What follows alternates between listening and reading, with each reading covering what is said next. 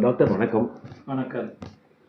சிறுநீரகம்ங்கிறது நமது உடலில் உள்ள ராஜ உறுப்புகளில் ஒன்று. அந்த ராஜ உறுப்பு பழுதடைந்தால் அதனால் வரும் பாதிப்புகள் மிக மிக அதிகம். அதனால் சிறுநீரகம் பாதிப்பு அடையாமல் இருக்க என்னென்ன வழிகள் இருக்கின்றன, அப்படி சிறிய பாதிப்பு வரும் பட்சத்தில் சிறுநீரக நிபுணரை எப்போது நம்ம தொடர்பு கொள்ளணும், அது குறித்து டாக்டர் பாலசுப்ரமணியம் சிறுநீரக நிபுணர் நமக்கு இதை பற்றி தெளிவாக விளக்குகிறார். டாக்டர். Thank you doctor. வணக்கம். வணக்கம். நேயர்களுக்கு நான் doctor Balasubramaniam, kidney care centre திருநெல்வேலியிலேருந்து பேசுகிறேன். சார் ஆரம்பிக்கும்போது சிறுநீரகம் ஒரு ராஜ உறுப்புன்னு சொன்னார். அது கேட்குறதுக்கு எனக்கு சந்தோஷமாக இருந்தது. ஏன்னா அது ஒரு டேஞ்சரஸ் ஆர்கன், நிறைய வியாதி உண்டு பண்ணும், நிறைய கெடுதல் பண்ணும், நிறையா செலவு வைக்கும். இதுதான் முதல்ல எல்லாரும் சொல்லுவாங்க. நான் தான் ஆர்கியூ பண்ணிக்கிட்டு அது ஒரு முக்கியமான உறுப்பு, ராஜ உறுப்புன்னு சொல்லிகிட்டு இருப்பேன். இன்றைக்கி இன்டர்வியூவில் நீங்கள் அதை அக்னாலேஜ் பண்ணி ராஜ உறுப்புன்னு சொன்னது ரொம்ப சந்தோஷம். இது ஒரு பெருமைக்காகவோ பேச்சுக்காகவோ இல்லை. நம்ம உடம்புல எல்லா உறுப்பும் முக்கியம்தான். அதில் கிட்னிக்கு ஒரு ரொம்ப வெரி இம்பார்ட்டன்ட் ரீசன் கிட்னியுடைய வேலை முக்கியமாக வெறும் யூரின் வர்றதில்லை. நம்ம உட்சூழல், இன்டர்னல் மில்லியூன்னு சொல்லுவோம், இன்டர்னல் என்விரான்மெண்ட்டை நார்மலாக சீராக வச்சுக்கிறது தான். அது சீராக இருந்தால் தான் மற்ற உறுப்புகள்லாம் நல்ல வேலை செய்ய முடியும். இது நம்ம காரில் இன்ஜின் ஆயில் கரெக்டாக இருந்தால் தான் தேய்மானம் இல்லாமல் நல்லாயிருக்கும் இல்லையா? பெட்ரோல் போடுறோம், டீசல் போடுறோம், வண்டியை ஓட்டுறோம், அது வேறு விஷயம். முக்கியமானது அது மாதிரி அந்த உட்சூழல், அது உள்ள ப்ரெஷர் சரியாக வச்சு அந்த இரத்த குழாய்களில் அடைப்பு வராமல், இதெல்லாம் அதுக்கும் உட்சூழல் நல்லா இருந்தால் தான். அதை பேண்டுறது தான் கிட்னியுடைய முக்கியமான ஃபங்க்ஷன். நிறைய பேர் அதில் எனக்கு வருத்தம் என்னென்னா, இதை பற்றி நல்லா பேசாட்டாலும் பரவாயில்ல, இதை பற்றி மோசமான அபிப்பிராயங்கள் நிறைய மக்களிடையே இருக்கிறது தான் இது. அதை பற்றி முதல்ல ஒரு பயம், அதை பற்றி ஒரு கூச்சம், இதெல்லாம் பெரிய இடைஞ்சல். நீங்கள் ஒரு 4 பேர்கிட்ட உட்காந்து பேசும்போது எனக்கு கொஞ்சம் ப்ரெஷர் இருக்குது, சுகர் இருக்குதுன்னு பெருமையாக சொல்லுவாங்க. கொஞ்சம் ஹார்ட்டு நான் போய் ஆன்ஜியோ பண்ணேன் இதெல்லாம் சொல்லுவாங்க. ஆனால் எனக்கு கொஞ்சம் கிட்னி வியாதி இருக்குதுன்னு சொல்ல மாட்டாங்க. அது ஏன்னா அவங்க நிறைய பேர் கிட்னி வியாதியை அவங்களுடைய செக்ஷுவல் விரலிட்டியோட ஒரு கனெக்ஷன், சிறுநீரகத்தையும் டெஸ்டிஸையும் விதைகளையும் குழப்புறது, இப்படி இது படித்தவங்க படிக்காதவங்க இல்லை, அது ஒரு கூச்சப்படுற ஒரு உறுப்பாக நினைக்கிறதுனால அதை ரொம்ப பப்ளிக்காக பேச மாட்டாங்க. அதனால் உடனே அதை நினைக்கிறது இல்லை. நினச்சா தானே கிட்னியை பார்ப்பாங்க. அதை முடிஞ்ச அளவுக்கு அவங்க ப்ரையாரிட்டியில் கடைசியாக வச்சுக்கிறாங்க.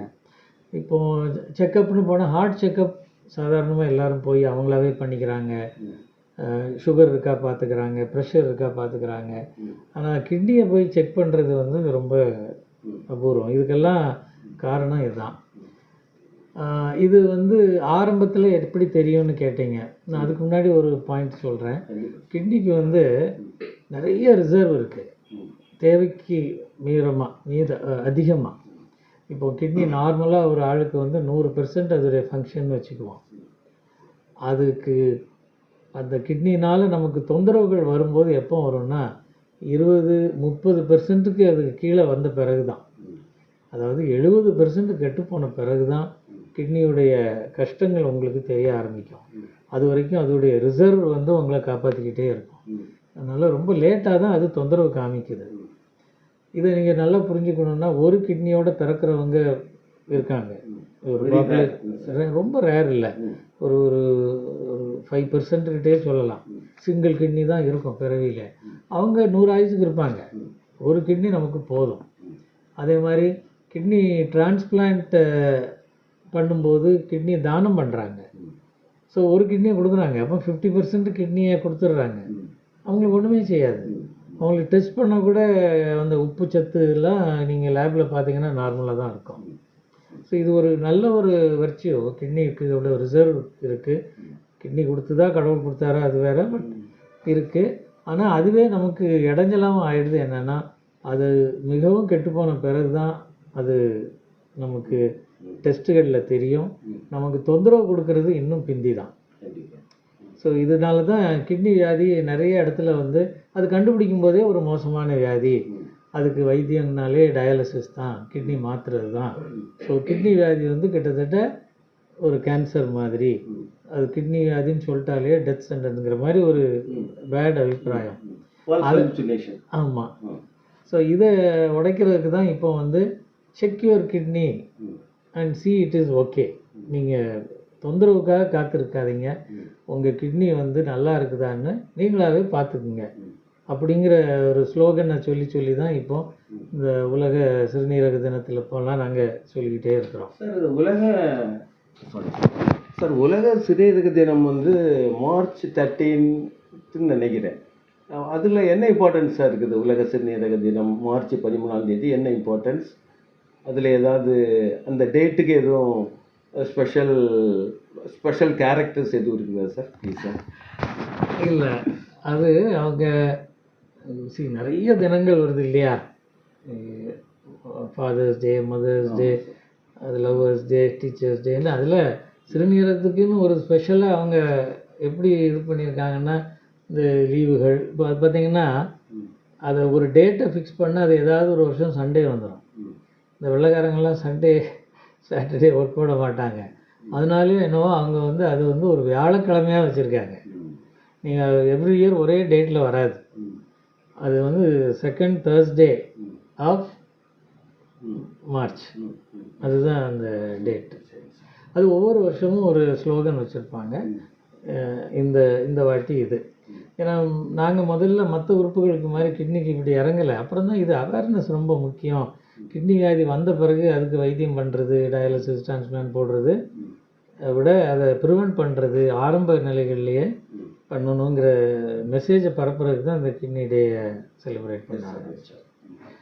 ஸோ நான் சொல்ல வந்தது, நான் இது மாதிரி நிறைய பேர் நினைக்கிறாங்க சிறுநீரகம்னா உடம்புல இருந்து சிறுநீரை வெளியேற்றுறது, உப்பை வெளியேற்றுறது, அது ஒரு சுத்திகரிப்பு ஆர்கன் அப்படிங்கிறது தான். பட் உண்மை என்னென்னா அதுக்கு வேறு நிறைய ஃபங்க்ஷன்ஸ் இருக்குது. நம்ம உடம்புல நம்ம பிபியை மெயின்டைன் பண்ணுறது கிட்னி தான்.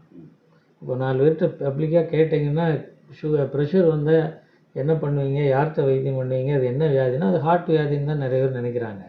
ஹார்ட் பம்ப் பண்ணுறதுனால ப்ரெஷர் வருது, அதனால் அது என்ன. ஸோ அவங்க ஜெனரல் ப்ராக்டிஷனர்ஸ்ட்டை வைத்தியம் பண்ணுவாங்க, அது தப்பு இல்லை, அது கரெக்டு. பட் நிறைய பேருக்கு சிறுநீரகம் தான் ப்ரெஷருக்கும் காரணம். ஏன்னா நம்ம உடம்புல நார்மல் ப்ரெஷர் மெயின்டைன் பண்ணுறது கிட்னி தான். ஏன்னா ப்ரெஷருக்கு வந்து 2 சைடு இருக்குது. ஒன்று நம்ம உடம்புல உள்ள ரத்தம் நீர் அளவு கரெக்டாக இருக்கணும், இன்னொன்று இரத்த குழாய்களுடைய சுருக்கம், அதில் உள்ள ரெசிஸ்டன்ஸ். இந்த 2க்குமே கிட்னியிலேருந்து தான் ஆர்டர்ஸ் வருது. ஸோ அதனால் நம்ம பிபியை மெயின்டைன் பண்ணுறது முக்கியமாக அது. அது மாதிரி இதை தவிர நமக்கு ரத்தம் உற்பத்தி வந்து நம்ம வந்து எலும்பு மஜ்ஜையிலேருந்து வருதுன்னு நம்ம எல்லோரும் நினைக்கிறோம், அது கரெக்டு தான். பட் அது உற்பத்தி ஆகிறதுக்கு அதுக்கு சுவிட்சு வந்து எரித்ரோபாய்ட்டின்ங்கிற ஒரு சப்ஸ்டன்ஸ். இந்த ஹார்மோன் எங்கே வருது உற்பத்தி ஆகுதுன்னா கிட்னியில். ஸோ நமக்கு அதுக்கும் கனெக்ஷன் இருக்குது. அதே மாதிரி வைட்டமின் டி நம்ம எலும்புகளுடைய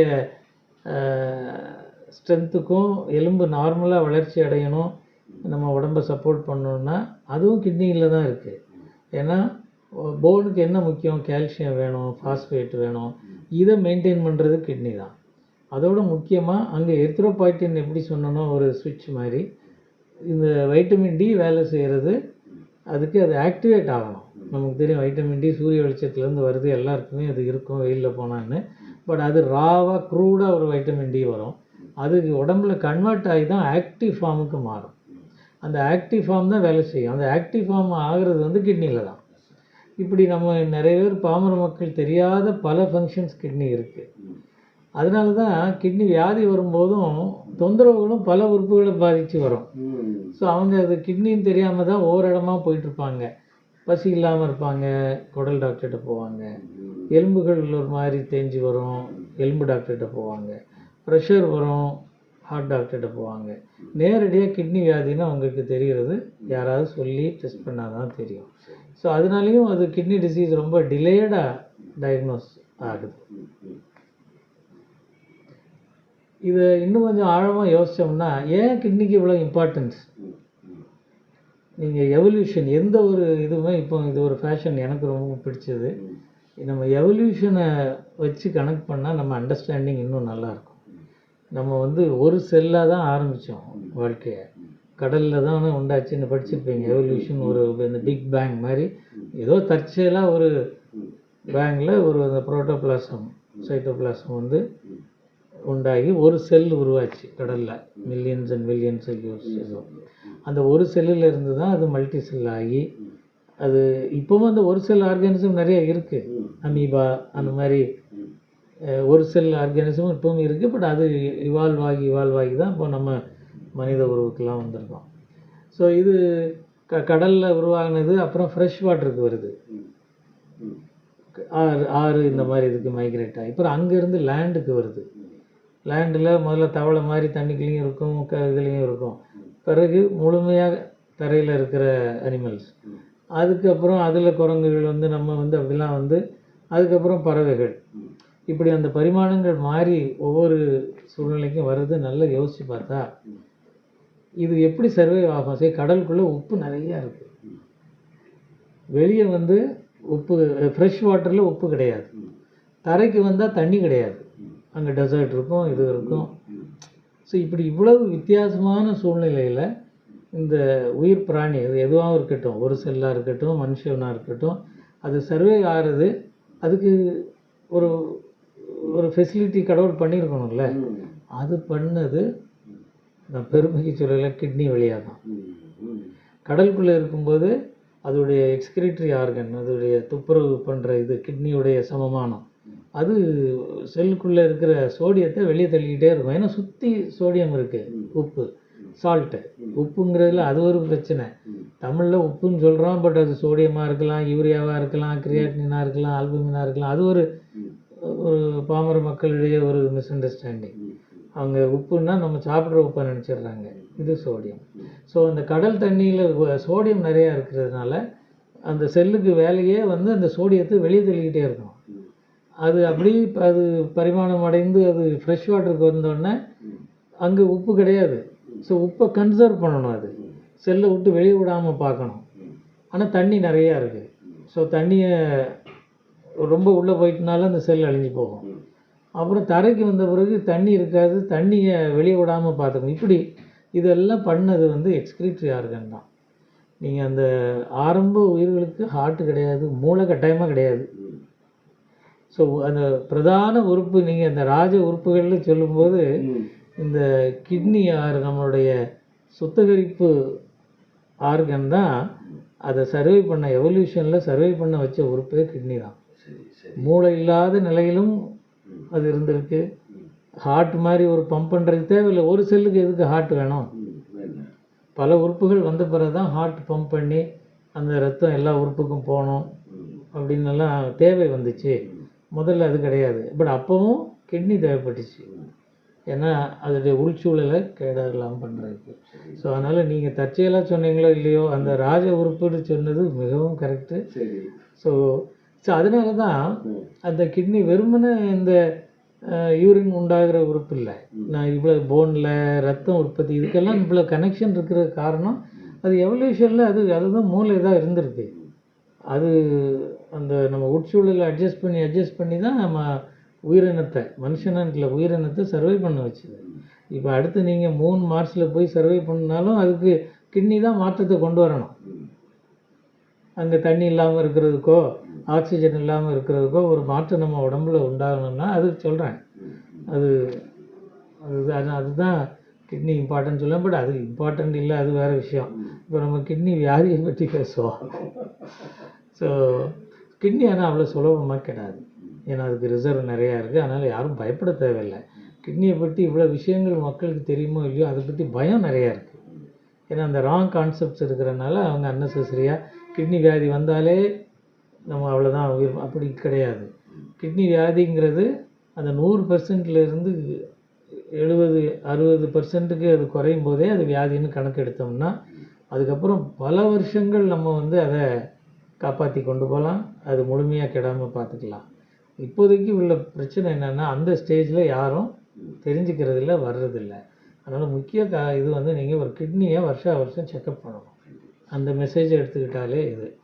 அது எப்படி வெளியே காமிக்குதுன்னா, நான் சொன்னேன் அந்த வெளியே காமிக்கிற தருணம் வந்து ரொம்ப லேட்டு தான். அது வந்து நேரடியாக கிட்னினா யூரினில் நுரை அடிக்குது அப்படின்னா நீரில் அல்புமின் இருக்குதுன்னு அர்த்தம். அந்த நுரையாக போகிறது நம்மளுக்கே தெரியும் சில நேரங்களில். அல்லது நீரில் ரத்தம் வருது, கலராக போகுது, அந்த ஒரு கடுங்காப்பி மாதிரி வருது, கொக்கோ கோலா மாதிரி வருதுன்னா இது கிட்னி வியாதின்னு தெரிஞ்சுக்கலாம். அல்லது கால் வீக்கம், மூஞ்சி வீக்கம், தூங்கி எந்திரிக்கும் போது கண்ணாடியில் பார்த்தா கண்ணு எல்லாம் வீங்கியிருக்கும், கால் வீங்கியிருக்கும். பிறகு நம்ம நடமாட கொஞ்சம் வத்திரும். இதுவும் கிட்னியோடைய இதாக இருக்கலாம். ஏன்னா நம்ம உடம்புல தண்ணி சத்து கூட இருக்கிறனால. இந்த மாதிரி நேரடி இது வந்து இப்படி கொஞ்சம் தான். மற்றபடி நான் சொன்னேன் அது ரத்த உற்பத்திக்கு முக்கியம்னு சொன்னேன். அதனால் ரத்த சோகை வரலாம். அதுக்கு பல காரணங்கள் இருக்கும், பட் கிட்னியாகவும் இருக்கலாம். ஸோ அது ஒரு இது. பசியின்மை, இந்த மாதிரி எல்லாம் வேகான சிம்டம்ஸ் தான் இருக்கும். அதனால் முக்கால்வாசி இவங்க மற்ற டாக்டர்ஸை தான் போய் அவங்க கண்டுபிடிச்சி தான் கிட்னி டாக்டர்கிட்ட வராங்க. நீங்கள் அதனால் கிட்னியை வந்து பீரியாடிக்கலாக நல்லா இருக்குதா, எல்லாரும் ஒரு 20 வயசுக்குள்ளேயே ஒரு தடவை ஸ்கேன் பண்ணியிருக்கணும். ஏன்னா பிறவியில் வர்ற கிட்னி வியாதிகள் உண்டு. பிறப்பிலேயே அவங்களுக்கு தப்பாக இது இடங்கள் மாறி இருக்கலாம், நம்பர்கள் குறைவாக இருக்கலாம். ஸோ ஒரு ஸ்கேன் வந்து நம்ம சின்ன வயசுலேயே பண்ணியிருக்கணும்.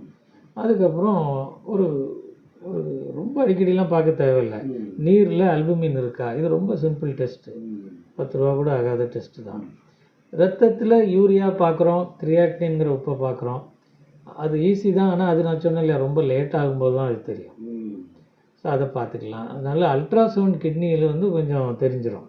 இந்த உப்புக்கள் கூடுறதுக்கு முன்னாடியே அந்த இதுகள் தெரிய ஆரம்பிக்கும்.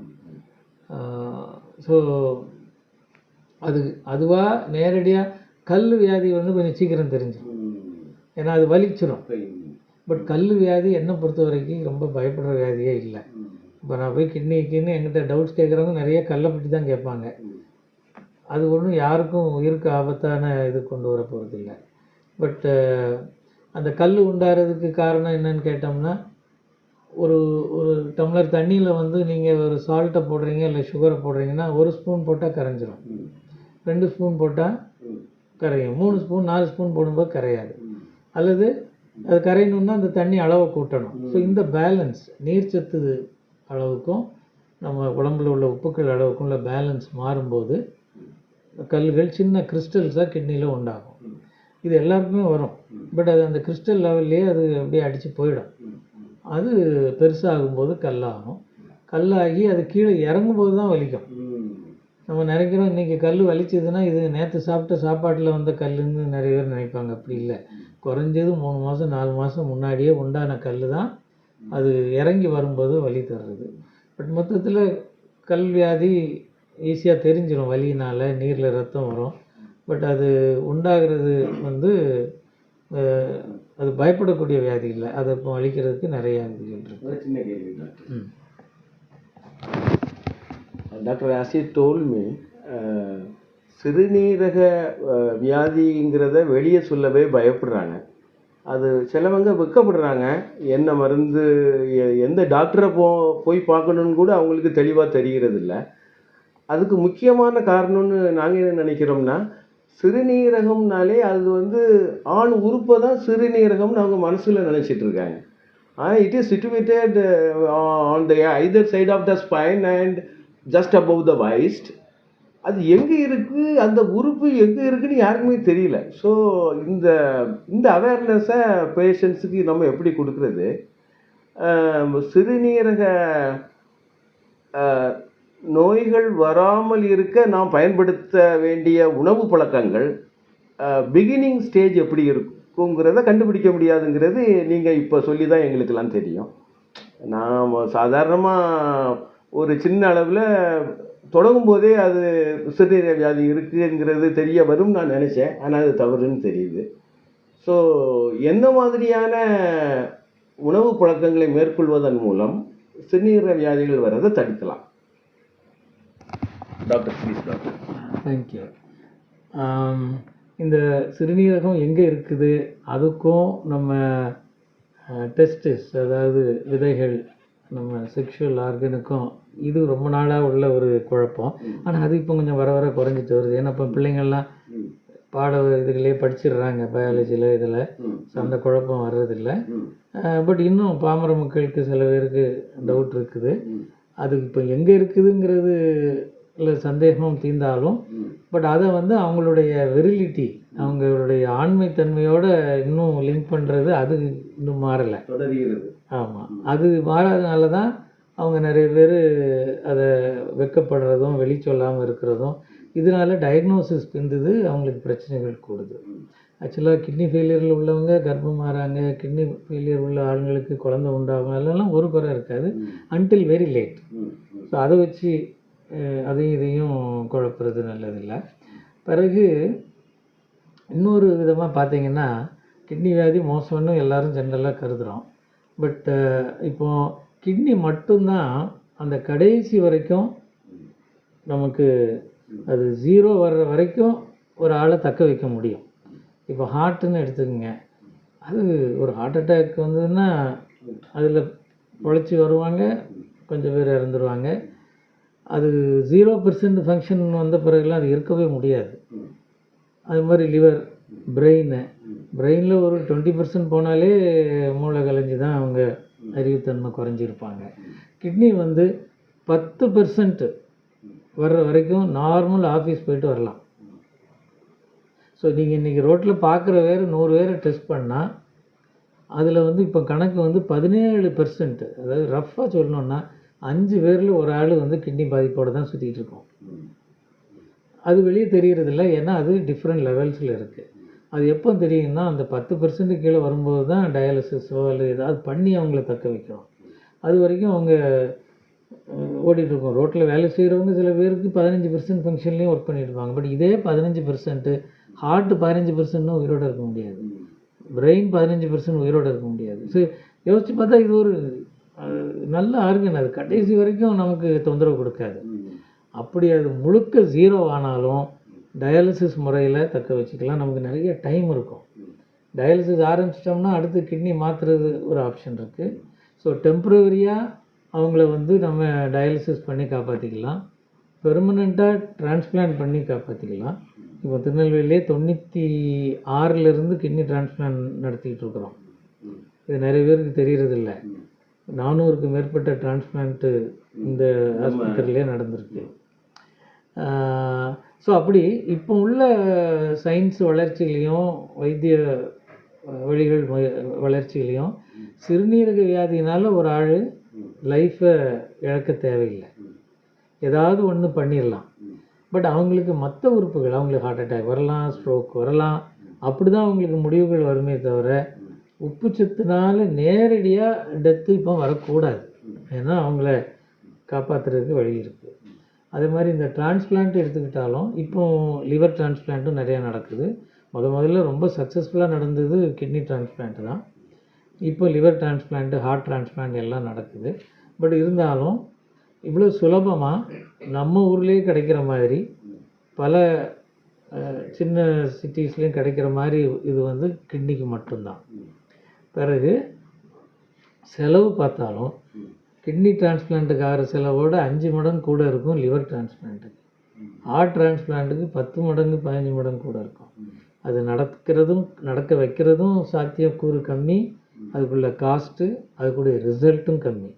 ஸோ பெஸ்ட்டு ரிசல்ட்ஸ் வந்து கிட்னிக்கு அண்டு சீப்பும் கிட்னிக்கு தான். ஸோ இதெல்லாம் நான் ஒரு நல்ல பேர் அதுக்கு வரும்னு நினச்சா அதுக்கு அப்படி இல்லை. அவங்க நினைக்கிறது கிட்னினாலே, ஏன்னா அவங்க கிட்னி வியாதியை நினைக்கும் போதே டயாலிசிஸையும் டிரான்ஸ்பிளான்ட்டு தான் நினைக்கிறாங்க. அதுக்கு இடையில பல வருஷங்கள் அவங்க நல்லா இருக்கலாம் கிட்னி வியாதியோட.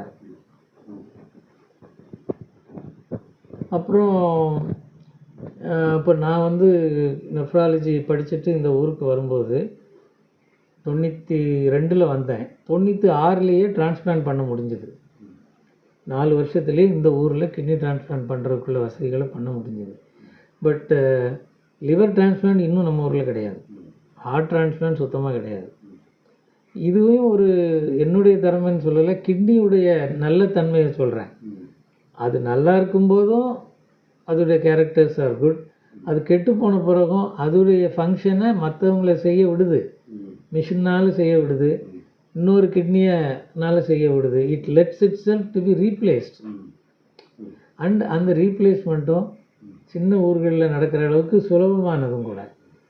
ஸோ இது நீங்கள் ப்ராக்டிக்கலாக புரிஞ்சுக்கலாம். நான் 96ல் பண்ண டிரான்ஸ்பிளான்ட்டு, கிட்னி டிரான்ஸ்பிளான்ட். இப்போ 2025லேயும் இன்னும் லிவர் டிரான்ஸ்பிளான்ட்டு, ஹார்ட் டிரான்ஸ்பிளான்ட் நம்ம ஊரில் கிடையாது.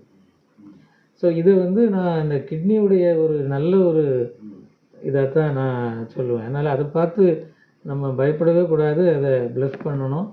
ஸோ யாரும் கிட்னி வியாதியை பற்றி ஒன்லிதையும் நீங்கள் ஏர்லியாக கண்டுபிடிக்கிறதுக்கு வரணும்.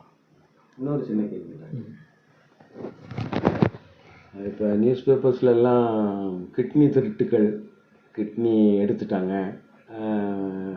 இந்த மாதிரி செய்திகள் நிறைய வருது. வெளிநாட்டுக்கு கடத்தி கொண்டு போயிட்டாங்க அந்த மாதிரி. ஆனால் எல்லா கிட்னியையும் எல்லாருக்கும் வைக்க முடியாது. பர்டிகுலர் பிளட் குரூப் இருக்கணும், அவங்க அவங்க சிப்ளிங்ஸாக இருக்கணும். அந்த மாதிரிலாம் சில நிபந்தனைகள் இருந்தால் தான் நீங்கள் டிரான்ஸ்பிளான்ட் வந்து பண்ண இயலும். இப்போ இந்த மாதிரி நடக்கிறது, இந்த மாதிரி ஒரு ஃபால்ஸ், ஒரு ஹலூசினேஷன், ஒரு தப்பான அபிப்பிராயங்களுக்கு என்ன காரணம் டாக்டர்? நல்லது இந்த கேள்வியை நீங்கள் எழுப்பினது. கிட்னிக்கு கெட்ட பேர் இருக்குதுன்னு நான் சொன்னேன். அதுக்கு ஒரு காரணம் இதுவும் கூட.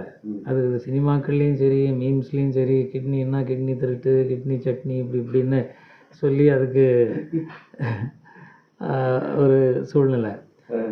கிட்னி திருட்டு நடக்க சாத்தியம் இல்லைன்னு சொல்ல மாட்டேன். சரி, முதல்லலாம் வந்து கிட்னி பொருந்தணுன்னா அந்த காலத்தில் ட்வின்ஸில் தான் முதல்ல பண்ணாங்க. அவங்க ஜீன்ஸு எக்ஸாக்டாக ஐடென்டிக்கல் ட்வின்ஸ்கிட்ட இருந்து தான் கிட்னி எடுத்து முதல்ல ஆரம்பித்தாங்க, சக்ஸஸ் காமிச்சாங்க. அதுக்கப்புறம் ட்வின்ஸ் இல்லாத சிப்ளிங்ஸ், பிரதர்ஸ், சிஸ்டர்ஸ். அப்புறம் அப்பா அம்மாவுக்கு பாதி தான் பொருந்தோம் இல்லையா? ஏன்னா ஒரு ஆளுக்கு அவங்க ஜீன்ஸு 2 பேர்கிட்டருந்து வருது, அப்பா அம்மாட்ட. ஸோ ஒரு ஆளுக்கு பாதி பொருந்தோம், அது சக்ஸஸ் ஆச்சு. அப்படியே வரும்போது ஒரு கட்டத்தில் சொந்தம் இல்லாதவங்களுக்கும் பொருந்த வைக்கக்கூடிய திறமை வளர்த்துக்கிட்டோம். ஸோ அன்ரிலேட்டட் பீப்புளுக்கும் சக்ஸஸ் ஆகணும்ன்ட்டு. இது எதுக்காகனா அன்ரிலேட்டடாக ஒருத்தர்கிட்ட பிடிச்சி வாங்குறதுக்காக இல்லை. இந்த இறந்தவர்களிடமிருந்து கிட்னி பெறணும்னா அவங்க சொந்தக்காரங்களாக இருக்க மாட்டாங்க. யார்கிட்ட இருந்தோ எங்கேயோ ஆக்சிடெண்ட் ஆகும், அவங்க கிட்னி எடுத்து வைக்கும்போது அதை பொறுத்து வைக்கணும்னா இது நம்ம மேட்சிங் பார்த்து, சொந்தம் பார்த்துலாம் நம்ம வீட்டில் ஒரு ஆளுக்கு ஆக்சிடெண்ட் வந்தால் தான் பண்ணலாம். ஸோ அதுக்கு சயின்ஸ் வளர்ந்து வரும்போது சொந்தம் அல்லாதவர்கள்டையும் சக்ஸஸ் காமிச்சாங்க. அப்போ நேச்சுரலி இந்த தேவை நிறையா இருக்குது. நான் சொன்னேன் 5ல் 1 பேருக்கு கிட்னி பாதிப்பு இருக்குது. ஆகவே எல்லாருக்கும் கிட்னி டிரான்ஸ்பிளான்ட் தேவைன்ட்டு இல்லை. இப்போ வருஷத்துக்கு இப்போ நம்ம வந்து ஒரு 2000-3000 டிரான்ஸ்பிளான்ட் தான் இந்தியாவில் நடக்குது. ஆனால் நமக்கு தேவை வந்து வருஷத்துக்கு 2 லட்சம் டிரான்ஸ்பிளான்ட் தேவை. ஆனால் அந்த தேவையை பூர்த்தி பண்ணுற அளவுக்கு கிட்னி கிடையாது. எல்லோரும் சொந்தத்தில் இருந்து கிட்னி பார்க்க முடியாது. அதுவும் இந்த காலத்தில் எல்லோரும் இந்த ஃபேமிலியாக இருக்காங்க, கூட்டு குடும்பம் கிடையாது, நியூக்ளியர் ஃபேமிலி ஆயிடுச்சு. இதில் யார்கிட்டையும் போய் கேட்க முடியாது. அதனால தான் இந்த கடவர் டிரான்ஸ்பிளான்ட்டை ரொம்பவும் என்கரேஜ் பண்ணுறாங்க கவர்மெண்ட்டும். அது கடவர் டிரான்ஸ்பிளான்ட் என்கரேஜ் பண்ணுறது இந்த கிட்னி திருட்டையும் தடுக்கிறதுக்கு. நிறைய கிட்னி வந்தால் யார் போய் திருட போகிறாங்க? ஸோ அதுக்கு தான் கடவருக்கு இப்போ கவர்மெண்ட்டும் ரொம்ப சப்போர்ட் பண்ணி. கடவர்லேருந்து எத்தனை மணி நேரத்தில் கிட்னி எடுக்கப்பட வேண்டும்? ஆமாம், அதாவது ஹார்ட் பீட், அந்த கடவர்னால் என்னென்னா பிரெயின் டெத்துன்னு சொல்லுவோம். பிரெயின் டெத் ஆகிடும், ஆனால் ஹார்ட் வேலை செஞ்சுக்கிட்டு இருக்கோம், மூச்சு வந்து மிஷினில் ஓட்டிக்கிட்டு இருப்போம். இந்த ஸ்டேஜுக்கு பேர் தான் கடவர்னு பேர். இதை எப்படி முடிவு பண்ணாங்கன்னா, இது வேறு வியாதினாலையும் ஆக்சிடென்ட்னாலையும் வைத்தியம் பண்ணும்போது சில பேர் நாள் கணக்காக, வாரக்கணக்காக, மாதக்கணக்காக வெண்டிலேட்டர்லேயே இருந்து பார்த்துருப்போம், வரும்னு காத்திருந்து. அதுதான் ஆக்சுவலாக பிரெயின் டெத்து ஆயிடுச்சுன்னா இப்படி ஒரு சூழ்நிலை. இதை அப்படி வச்சுட்டு இருக்கிறதுல அர்த்தம் இல்லை. பட் இது யார் இந்த முடிவு எடுப்பாங்க? கடவுள் கிடையாது. நம்ம இது 4 நாள் பார்த்துட்டோம், இனி விட்டுருவோம். ஸோ அப்போ அதில் அவங்க ரொம்ப அப்சர்வ் பண்ணி சில க்ரைட்டீரியா கொண்டு வந்தாங்க. இந்த இதுகள் இருந்தால் இது பிழைக்கிறதுக்கு 50% சான்ஸ் இருக்குது, இப்படி இருந்தால் 10% சான்ஸ் இருக்குது அப்படின்னு அவங்க கணக்கிடும்போது, இப்படி இருந்தால் 0% சான்ஸுன்னு ஒரு சூழ்நிலையை, ஒரு அளவுகோல்களை கொண்டு வந்தாங்க. அது வந்துருச்சுன்னா இவங்கள வச்சிருக்கிறதுல அர்த்தம் இல்லை. அதை தான் பிரெயின் டெத்துன்னு சொல்கிறது, அதை தான் கெடவர்னு சொல்கிறது. ஸோ அப்போ பிரயோஜனமாக அவங்க உறுப்புகளை எடுக்கலாங்கிறத சயின்டிஃபிக்காக உலகம் ஃபுல்லாக இதை அக்செப்ட் பண்ண பிறகு தான் இந்த சிஸ்டம் வந்தது.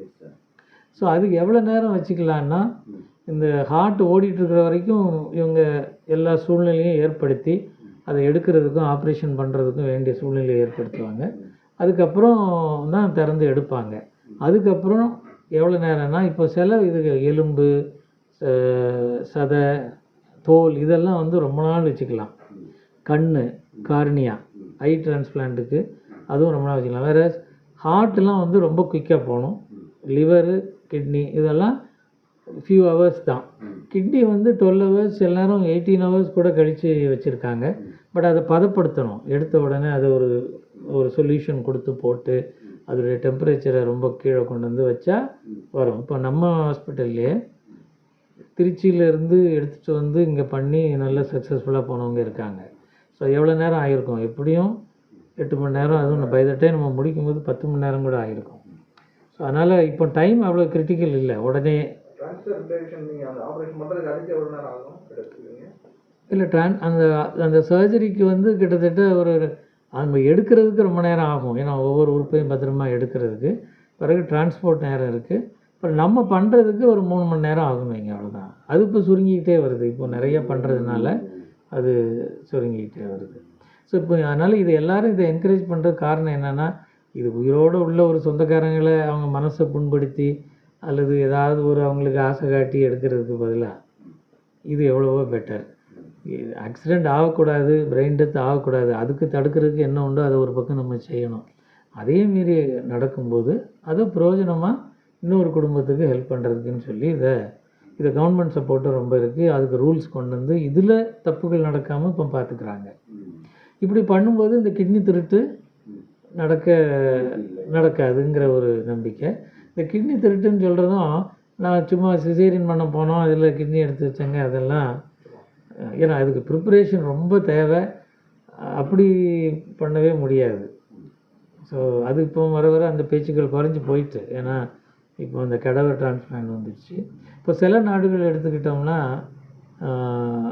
ஜப்பான் எடுத்துக்கிட்டோம்னா, அங்கே வந்து கெடவர் கிடையாது. அவங்க கஸ்டம்ஸ் வந்து இறந்த உடம்புலேருந்து எடுக்கிறத அலோவ் பண்ண மாட்டாங்க. அதனால் அங்கே வந்து உயிருள்ளவர்கிட்ட தான் எடுக்கிறாங்க. சொந்தத்தில் இருந்து எடுப்பாங்க. சொந்தம் இல்லாதவங்களுக்கும் சில கவர்மெண்ட்டே ரூல்ஸ் வச்சு அவங்க இன்சூரன்ஸு அது மாதிரிலாம் போட்டு அவங்களுக்கு எழுதி வச்சு. ஸோ அங்கெல்லாம் எல்லாம் படித்தவங்களும் அட்வான்ஸ் கண்ட்ரீஸில் இந்த பிரச்சனை கிடையாது. நம்ம நாட்டில் சொந்தம் இல்லாதவங்களை அலோவ் பண்ணோம்னா என்ன பிரச்சனை வரும்னா, நமக்கு அவ்வளோ காமன் நாலேஜபிள் கிடையாது இல்லையா? அவங்க ஏமாற்றப்படலாம். அதுக்காக தான் நம்ம ஸ்ட்ரிக்டாக அது வேண்டாம்னு சொல்கிறோம். அவங்க எனக்கு சரியாக சொல்லப்படாமல் இது கொஞ்ச நாளில் உன் கிட்னியாக வளர்ந்துடும், திரும்ப நீ கொடுன்னு சொல்லி, ஸோ இந்த மாதிரிலாம் ஏமாற்றப்படலாங்கிறதுக்காக தான் அதை தடுத்துருக்காங்க. இப்போ ஜப்பானில் அப்படி இல்லை. அங்கே எல்லோரும் நாலேஜபிள். அங்கே நிறைய சொந்தத்தில் கொடுக்குறாங்க. பிறகு ஒரு இடைஞ்சல் வந்து ரத்த குரூப்பு யார் கொடுக்கலான்னா, இப்போ ஆர்டினரியாக ஏ குரூப்காரங்களுக்கு ஏ கொடுக்கலாம் அல்லது ஓ குரூப் வந்து யாருக்கும் கொடுக்கலாம். யூனிவர்சல் டோனர் அது. மற்றபடி ஏன்னா ஏ, பின்னா பி. இந்த ப்ளஸ் மைனஸுங்கிறது பாசிட்டிவ் நெகட்டிவ்ங்கிறது முக்கியம் இல்லை. ஏ பாசிட்டிவ் வந்து ஏ நெகட்டிவ் கொடுக்கலாம், நெகட்டிவ் பாசிட்டிவ் கொடுக்கலாம். அது ரத்தம் கொடுக்கும்போது கவனமாக இருப்போம். ஆர்கனுக்கு அது தேவையில்லை. ஸோ அப்போது ஜப்பான்காரங்க தான் முதல்ல அதை லீடு எடுத்தாங்க. ஏன்னா நீங்கள் சொந்தத்துக்குள்ளே அல்லது உயிருள்ளவங்கள்ட்ட எடுக்கும்போது இந்த குரூப் வேறு ஒன்று இடைஞ்சல் பண்ணிச்சுன்னா எங்கே போகிறது? ஸோ அவங்க இப்போ அக்ராஸ் குரூப் பண்ண ஆரம்பிச்சிட்டாங்க. ஏ குரூப்புக்கு பி குரூப் எடுத்து வைக்கிறது. அதுக்கு உத்திகள் வந்துருச்சு, சக்ஸஸ்ஃபுல்லாக நடக்குது. ஆக்சுவலாக இந்த ஹாஸ்பிட்டல்லே, கிட்னி கேர் சென்டர்லேயே அக்ராஸ் குரூப் பண்ண ஆரம்பிச்சிட்டோம். சக்ஸஸ்ஃபுல்லாக பண்ணியிருக்கோம். இப்போ போன 2-3 மாதத்துக்கு முன்னாடி பண்ண பையனுக்கு அவங்க அம்மா கொடுத்தாங்க, ஆனால் வேறு குரூப்பு. ஸோ அது இப்போ நம்ம ஊர்லேயும் சாத்தியமாயிடுச்சு. பிறகு இன்னொரு சிஸ்டமையும் இப்போ கவர்மெண்ட் என்கரேஜ் பண்ணுறது ஸ்வாப்பிங்னு பேர், எக்ஸ்சேஞ்ச். இப்போ ஒரு குடும்பத்தில் அவங்களுக்கு ஏ குரூப் வேணும், ஆனால் அவங்க தம்பியோ அம்மாவோ பி குரூப்பாக இருப்பாங்க, அதை எடுத்து வைக்க முடியாது. இன்னொரு ஃபேமிலியில் பி குரூப் வேணும், ஆனால் கொடுக்குறதுக்கு ஏ இருப்பாங்க. ஸோ இந்த 2 ஃபேமிலியும் நம்ம இணைச்சோம்னா எக்ஸ்சேஞ்ச். இங்கே உள்ள ஏ குரூப் அங்கே போகும், அங்கே உள்ள பி குரூப் இங்கே வரும். இதுக்கு பேர் ஸ்வாப்பிங். இது ரூல்ஸ் படி அலௌடு. அதுவும் இந்த ஹாஸ்பிட்டலில் பண்ணியிருக்கோம் ரொம்ப முன்னாடியே. இதெல்லாம் வெளியே ரொம்ப தெரியாது, பட் சைலண்ட்டாக நம்ம நமக்கு, ஏன்னா நமக்கும் இங்கே நிறைய பேர் வந்தாலும் நமக்கெல்லாம் சமாளிக்க முடியாது. நம்ம மேலே நம்பிக்கையாக இதாக இருக்கிறவங்களுக்குன்னு உலகத்தில் என்ன புது உத்திகள் உண்டோ அதையெல்லாம் வச்சு இங்கே நடத்தியிருக்கிறோம். இப்போ ரிஜிஸ்ட்ரேஷன் முறையில் தான் அந்த ட்ரான்ஸ்ஃபர்மேஷன் நடக்குமா, இல்லாட்டி இப்போ வேறு யாருக்கும் இங்கே ஃபோன் கொடுக்கலாம் அப்படிங்கிறது இல்லை. அதாவது இந்த அன்ரிலேட்டட் டிரான்ஸ்பிளான்ட் வந்து அது இப்போதைக்கு சட்டத்தில் இடம் கிடையாது. சட்டத்தில் ஒரு இடம் என்னன்னா ஃபண்டமெண்டல் ரைட்ஸ். நான் வந்து கொடுக்கணும்னு நினைக்கிறேன், நீங்கள் என்ன தடுக்கிறது அப்படின்னு ஒரு ஃபண்டமெண்டல் ரைட்டு வச்சு சில பேர் ஆர்கியூ பண்ணுறாங்க. அதுக்கு கோர்ட்டுக்கு போனாலும் சில நேரம் அது பர்மிஷன் கிடைக்கலாம். நம்ம எதுக்கு பயப்படுறோன்னா, நம்ம நாட்டில் உள்ள கல்வி வளர்ச்சியும் நாலேஜும் அவங்க, ஸோ இது ஏழைகள் ஏமாற்றப்படலாம் அல்லது பணத்துக்காக வரலாங்கிறதுக்காக தான் இதை முடிஞ்ச அளவுக்கு தவிர்க்க பார்க்குறோம். அதுக்கு ரெஜிஸ்ட்ரேஷன் சிஸ்டம் கிடையாது. அதனால தான் சொந்தத்தை அவங்க ஜீன்ஸை பார்த்து அதை ப்ரூவ் பண்ணி வாரிசு சான்றிதழ் வாங்கி அவங்க ரிலேஷன்ஷிப் சர்டிஃபிகேட் வாங்கி போலீஸில் கையெழுத்து வாங்கி மேஜிஸ்ட்ரேட்டை இவ்வளவு பண்ணி தான் நம்ம பண்ணுறோம். ஸோ அப்போ அன்ரிலேட்டட் தெரிஞ்சு போயிடும். ஸோ அன்ரிலேட்டடை எடுக்கிறது இல்லை. வேறஸ் கடாவருக்கு ரெஜிஸ்ட்ரேஷன் இருக்குது. ஸோ அதுக்கு யாருக்கெல்லாம் தேவையோ அவங்கெல்லாம் ரெஜிஸ்டர் பண்ணி வச்சுக்குவாங்க. அப்சல்யூட்டாக அது டிரான்ஸ்பரண்ட்டு, நெட்லேயே பார்த்துக்கலாம். இவங்க வெயிட்டிங் லிஸ்ட்டு, பி குரூப்புக்கு வெயிட்டிங் லிஸ்ட்டுன்னு இருக்கும். அது ஸ்டேட் லெவலில் ஒரு வெயிட்டிங் லிஸ்ட் இருக்கும், ஜோன் லெவலில் ஒரு வெயிட்டிங் லிஸ்ட் இருக்கும். ஸோ இது நம்ம தேட வேண்டாம், அங்கேருந்தே கால் வந்துடும். இந்த மாதிரி ஒரு பி குரூப் கிட்னி மதுரையில் இருக்குது, இதுக்கு உங்கள் ஹாஸ்பிட்டல்லேருந்து இவருக்கு தான் வருது அப்படி சொல்லி அவங்களுக்கும் ஃபோன் பண்ணிடுவாங்க, எங்களுக்கும் ஃபோன் பண்ணுவாங்க. ஆனால் என்னென்னா அவங்க சொல்லி அரை மணி நேரத்துக்குள்ளே நம்ம எஸ்ஆர்னா சொல்லணும். ஏன்னா அதை கிட்னி வச்சுட்டு இருக்க முடியாதுல்ல. ஸோ அது கொஞ்சம் நம்ம ஊரில் கொஞ்சம் கஷ்டம். ஏன்னா ரெடியாக உயிருள்ளவங்ககிட்டருந்து எடுக்கும்போது வாரக்கணக்காக மாதக்கணக்காக ப்ரிப்பேர் பண்ணி உடம்பை ப்ரிப்பேர் பண்ணுறது, பணத்தை ப்ரிப்பேர் பண்ணுறது, சூழ்நிலையை ப்ரிப்பேர் பண்ணுறதெல்லாம் பண்ணுறோம். இது இப்படி இல்லை, இப்படி வரணும். அது கொஞ்சம் நம்ம ஊரில் கஷ்டமாக தான் இருக்குது. பட் சிஸ்டம் இப்படி இருக்குது. இப்போ உனக்கு வேண்டாமா, அடுத்த ஆள் நம்ம ஊரில் இருக்காது, திருச்சியில் இருக்கும். அவங்க அந்த ரோட்டா சிஸ்டம் வந்து கரெக்டாக இந்த சென்ட்ரல் பூலில் இருந்து அதே மாதிரி இப்போ உங்களுக்கு தெரிஞ்ச ஒரு ஆள் இங்கே ஆக்சிடெண்ட் ஆகுது இருக்குதுன்னு நீங்கள் உடனே தூக்கிட்டு வந்து எங்கள் வீட்டில் கிட்னி ஃபெயிலியர் இருக்குது, எனக்கு தெரிஞ்சவர் ஆக்சிடெண்ட் ஆகிட்டாரு பண்ணுங்கன்னா பண்ண முடியாது. அதுக்கு அதை சென்ட்ரல் பூலுக்கு தான் போயிடும். அங்கே யாருக்கு அலாட் ஆகுதோ அதுதான் பண்ண முடியும்.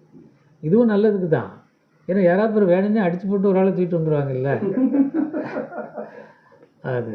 ஸோ எனக்கு சில டைம் கால்ஸ் வரும், இந்த மாதிரி பக்கத்தில் இறந்துட்டாங்க, மாமியார் இறந்துட்டாங்க, 90 வயசு, எடுத்துட்டு அதுக்கு வாய்ப்பு இல்லை, இறந்ததுக்கப்புறம் எடுக்க முடியாது.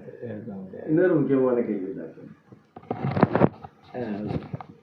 இந்திய அளவில் நெஃப்ராலஜி டிபார்ட்மெண்ட் உடைய முன்னேற்றம், அந்த நெஃப்ராலஜியில் ஒரு சீனியர் சர்ஜன்கிற அடிப்படையில் உங்களுடைய பங்கு, நீங்கள் நிறைய ரீசர்ச் பேப்பர்ஸ் சப்மிட் பண்ணியிருக்கீங்க, you have written so many books, you are editing so many seminars. So உங்களுடைய சாதனைகளாக நீங்கள் என்ன நினைக்கிறீங்க? இந்திய அரசு நெஃப்ராலஜி டிபார்ட்மெண்ட்டுக்கு என்ன முக்கியத்துவம் கொடுக்கணும்? அந்த மாதிரி சில விஷயங்கள் இதெல்லாம் எங்களுக்கு தெரியாது, அதனால் தயவு செய்து அதை சொல்லுங்கள் டாக்டர். நான் நன்றி இந்த கேள்வி கேட்டதுக்கு. சரி, நிறைய பேர் நினைக்கிறாங்க நம்மளுடைய சாதனைகள் வந்து நம்ம இருக்கிற இடத்த பொறுத்து தான் இருக்குது. நம்ம வந்து ஒரு பெரிய மெட்ரோபாலிட்டன் சிட்டியில் ஒரு ரிசர்ச் சென்டரில் அல்லது பெரிய மெடிக்கல் காலேஜில் இருந்தால் தான் நம்ம வளர முடியும், நம்ம ஒரு அளவுக்கு மேலே சாதிக்க முடியும்ன்ட்டு. அது ஒரு காலத்தில் அப்படி இருந்தது. இப்போ வந்து டைம்ஸ் ஆஃப் கம்யூனிகேஷன், ஒரு டிஜிட்டல் பூம் வந்த நேரம்.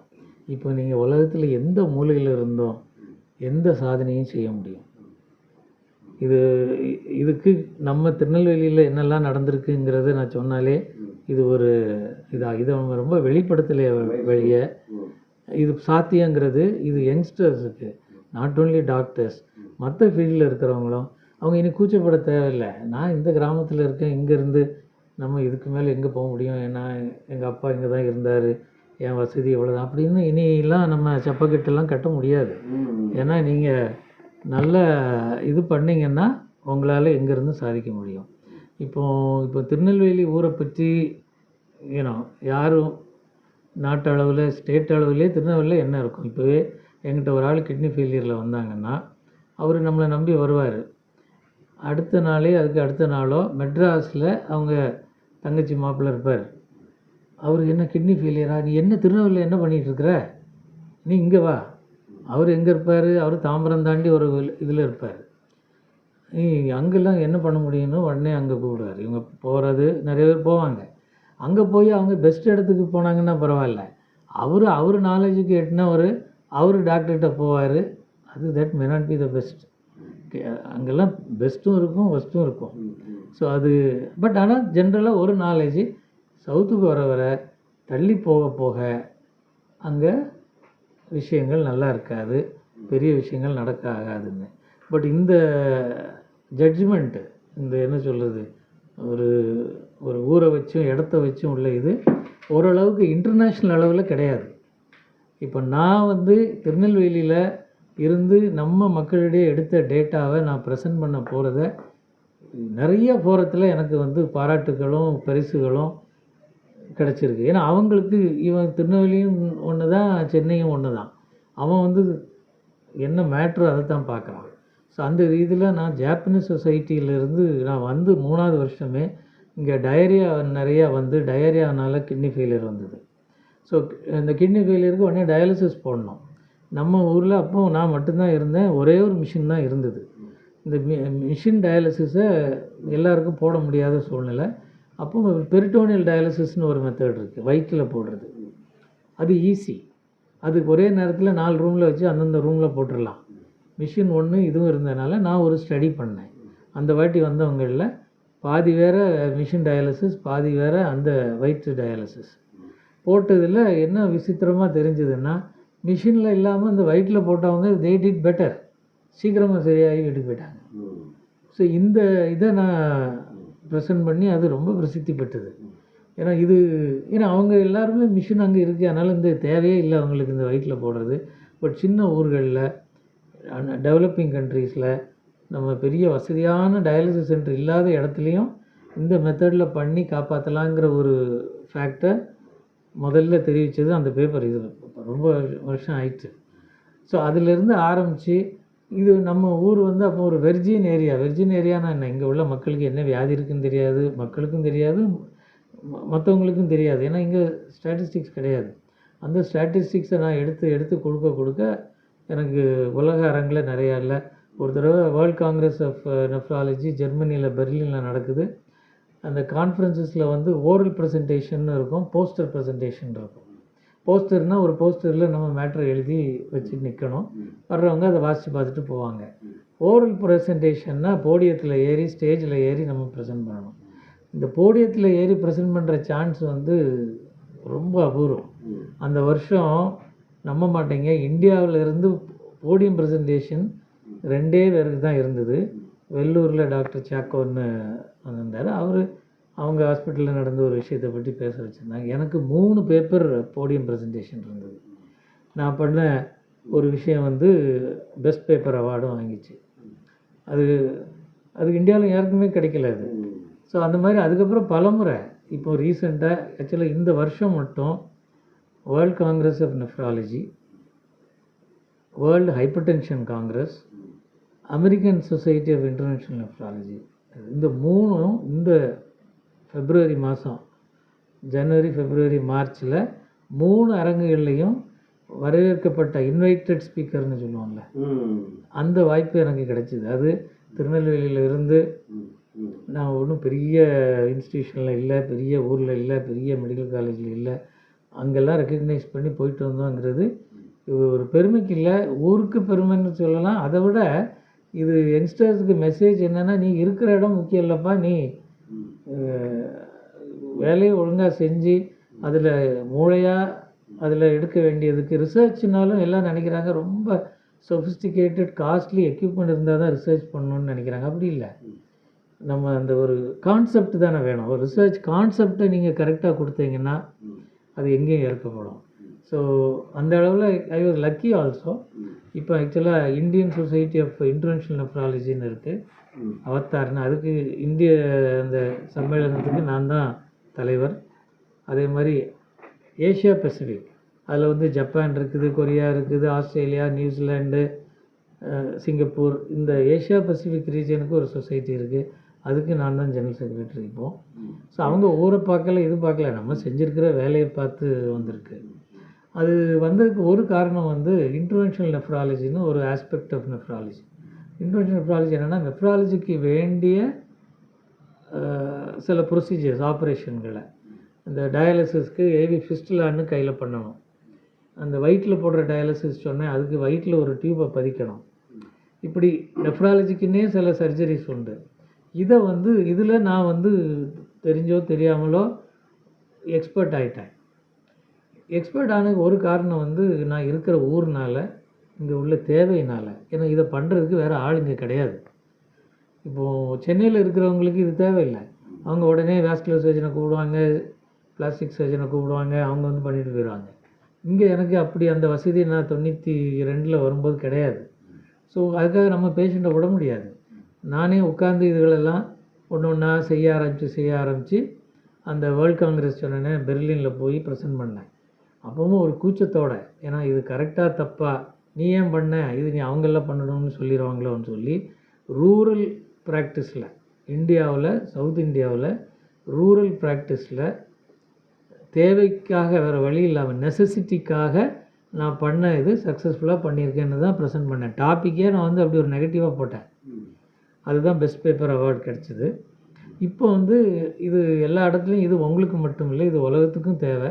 ஏன்னா நெஃப்ராலஜிக்கு வேண்டியது நெஃப்ராலஜிஸ்டே பண்ணிக்கிட்டால் பெட்டர். ஏன்னா அவங்களுக்கு தான் அதோடைய தேவை தெரியும், அவசரம் தெரியும்னு சொல்லி இந்த சொசைட்டி இப்போது நான் அந்த ஆரம்பிச்சதுக்கு பிறகு தான் இது உலக அளவில் வளர்ந்து அந்த சொசைட்டிஸ். அதில் இந்தியா அளவில் இப்போ நான் நிறைய இடத்துக்கு நான் போய் டீச் பண்ணுறதுக்கு நான் தான் போகிறேன், நிறைய செமினார்ஸ் நடத்துகிறேன் அதில். ஸோ ஸோ எல்லாம் இதில் நான் இதில் லெசன் வந்து இது தான். நீங்கள் அதாவது ஒரு ஒரு பேருக்காக, ரிசர்ச் சேக்குக்காக பண்ணால் அது ஜெயிக்காது. தேவைக்காக, அத்தியாவசியத்துக்காக நீங்கள் எதுவும் மாடிஃபை பண்ணி யோசித்து ஒரு இன்னோவேஷன் பண்ணிங்கன்னா கட்டாயமாக அதுக்கு ரெக்கக்னிஷன் இருக்கும். அதை மற்றவங்க அக்செப்ட் பண்ணுவாங்க. That will take you to places. இது மெடிக்கல் ஃபீல்டில் மட்டும் இல்லை, இது இப்போ படிச்சுட்டு இருக்க இன்ஜினியரிங்கு, ஐடி எல்லாத்துக்குமே இது பொருந்தும். நீங்கள் இருக்கிற இடம் முக்கியம் இல்லை, என்ன செய்கிறீங்கிறது தான் முக்கியம். ஸோ இது கிட்னியை பற்றி மட்டும் இல்லாமல் இந்த மெசேஜும் போய் இந்த இன்டர்வியூ மூலமாக சேர்ந்துச்சுன்னா எனக்கு சந்தோஷம். இப்போ டயாலிசிஸ்க்கு மாற்று வழி ஏதாவது நீங்கள் கண்டுபிடிச்சிங்களா? ஏதாவது பேப்பர் ப்ரெசன்டேஷன் பண்ணிருக்கீங்களா? இல்லை, அதாவது டயாலிசிஸ் டெக்னாலஜி வேறு வந்திருக்கு. இந்த சூழ்நிலையில் நீங்கள் என்ன மாதிரி அதை பக்குவப்படுத்துறதுக்கு மாற்று வழி இல்லை. இப்போது டயாலிசிஸ் எப்போ ஆரம்பிக்கிறேன்னா 10% வந்த பிறகு தான், அதாவது 90% கெட்டுப்போன பிறகு தான் டயாலிசிஸுடைய தேவையே வரும். ஸோ இப்போ அதில் ஒரு மாற்று வழி நான் சொன்னேன், அந்த மிஷின் மூலமாக போகிற டயாலிசிஸ்க்கு பதிலாக அந்த ஹோம் டயாலிசிஸ். இது நான் கண்டுபிடிச்சது இல்லை, அது வந்து நம்ம ஊர்லேயும் சாத்தியம்.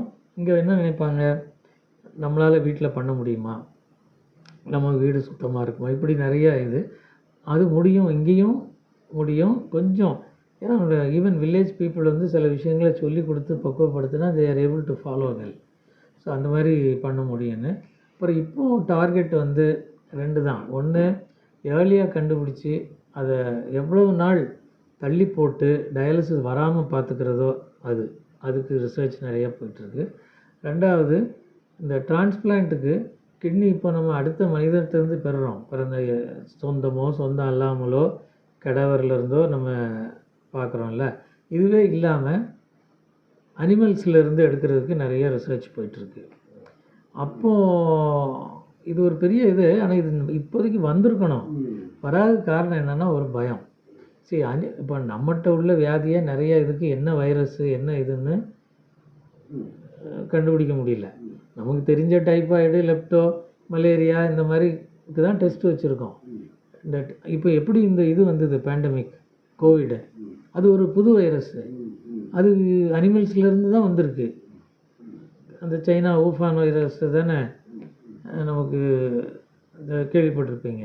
ஸோ இந்த மாதிரி எத்தனையோ வைரஸ் அனிமல்ஸுக்கு இருக்கலாம். அது அனிமல்ஸுக்கு ஒன்றும் செய்யாமல் இருக்கும். நம்ம அதுகிட்டேருந்து ஒரு உறுப்பு எடுத்து நம்ம வச்சுட்டோம்னா நமக்கு ஒரு வியாதி வந்ததுன்னா அதை கண்டுபிடிக்க டெஸ்ட்டும் கிடையாது, மருந்தும் கிடையாது. அதனால உலக அளவில் பயப்படுறாங்க. இந்த வேலைகள் நடக்குது. ஆமாம், வேலைகள் நடக்குது.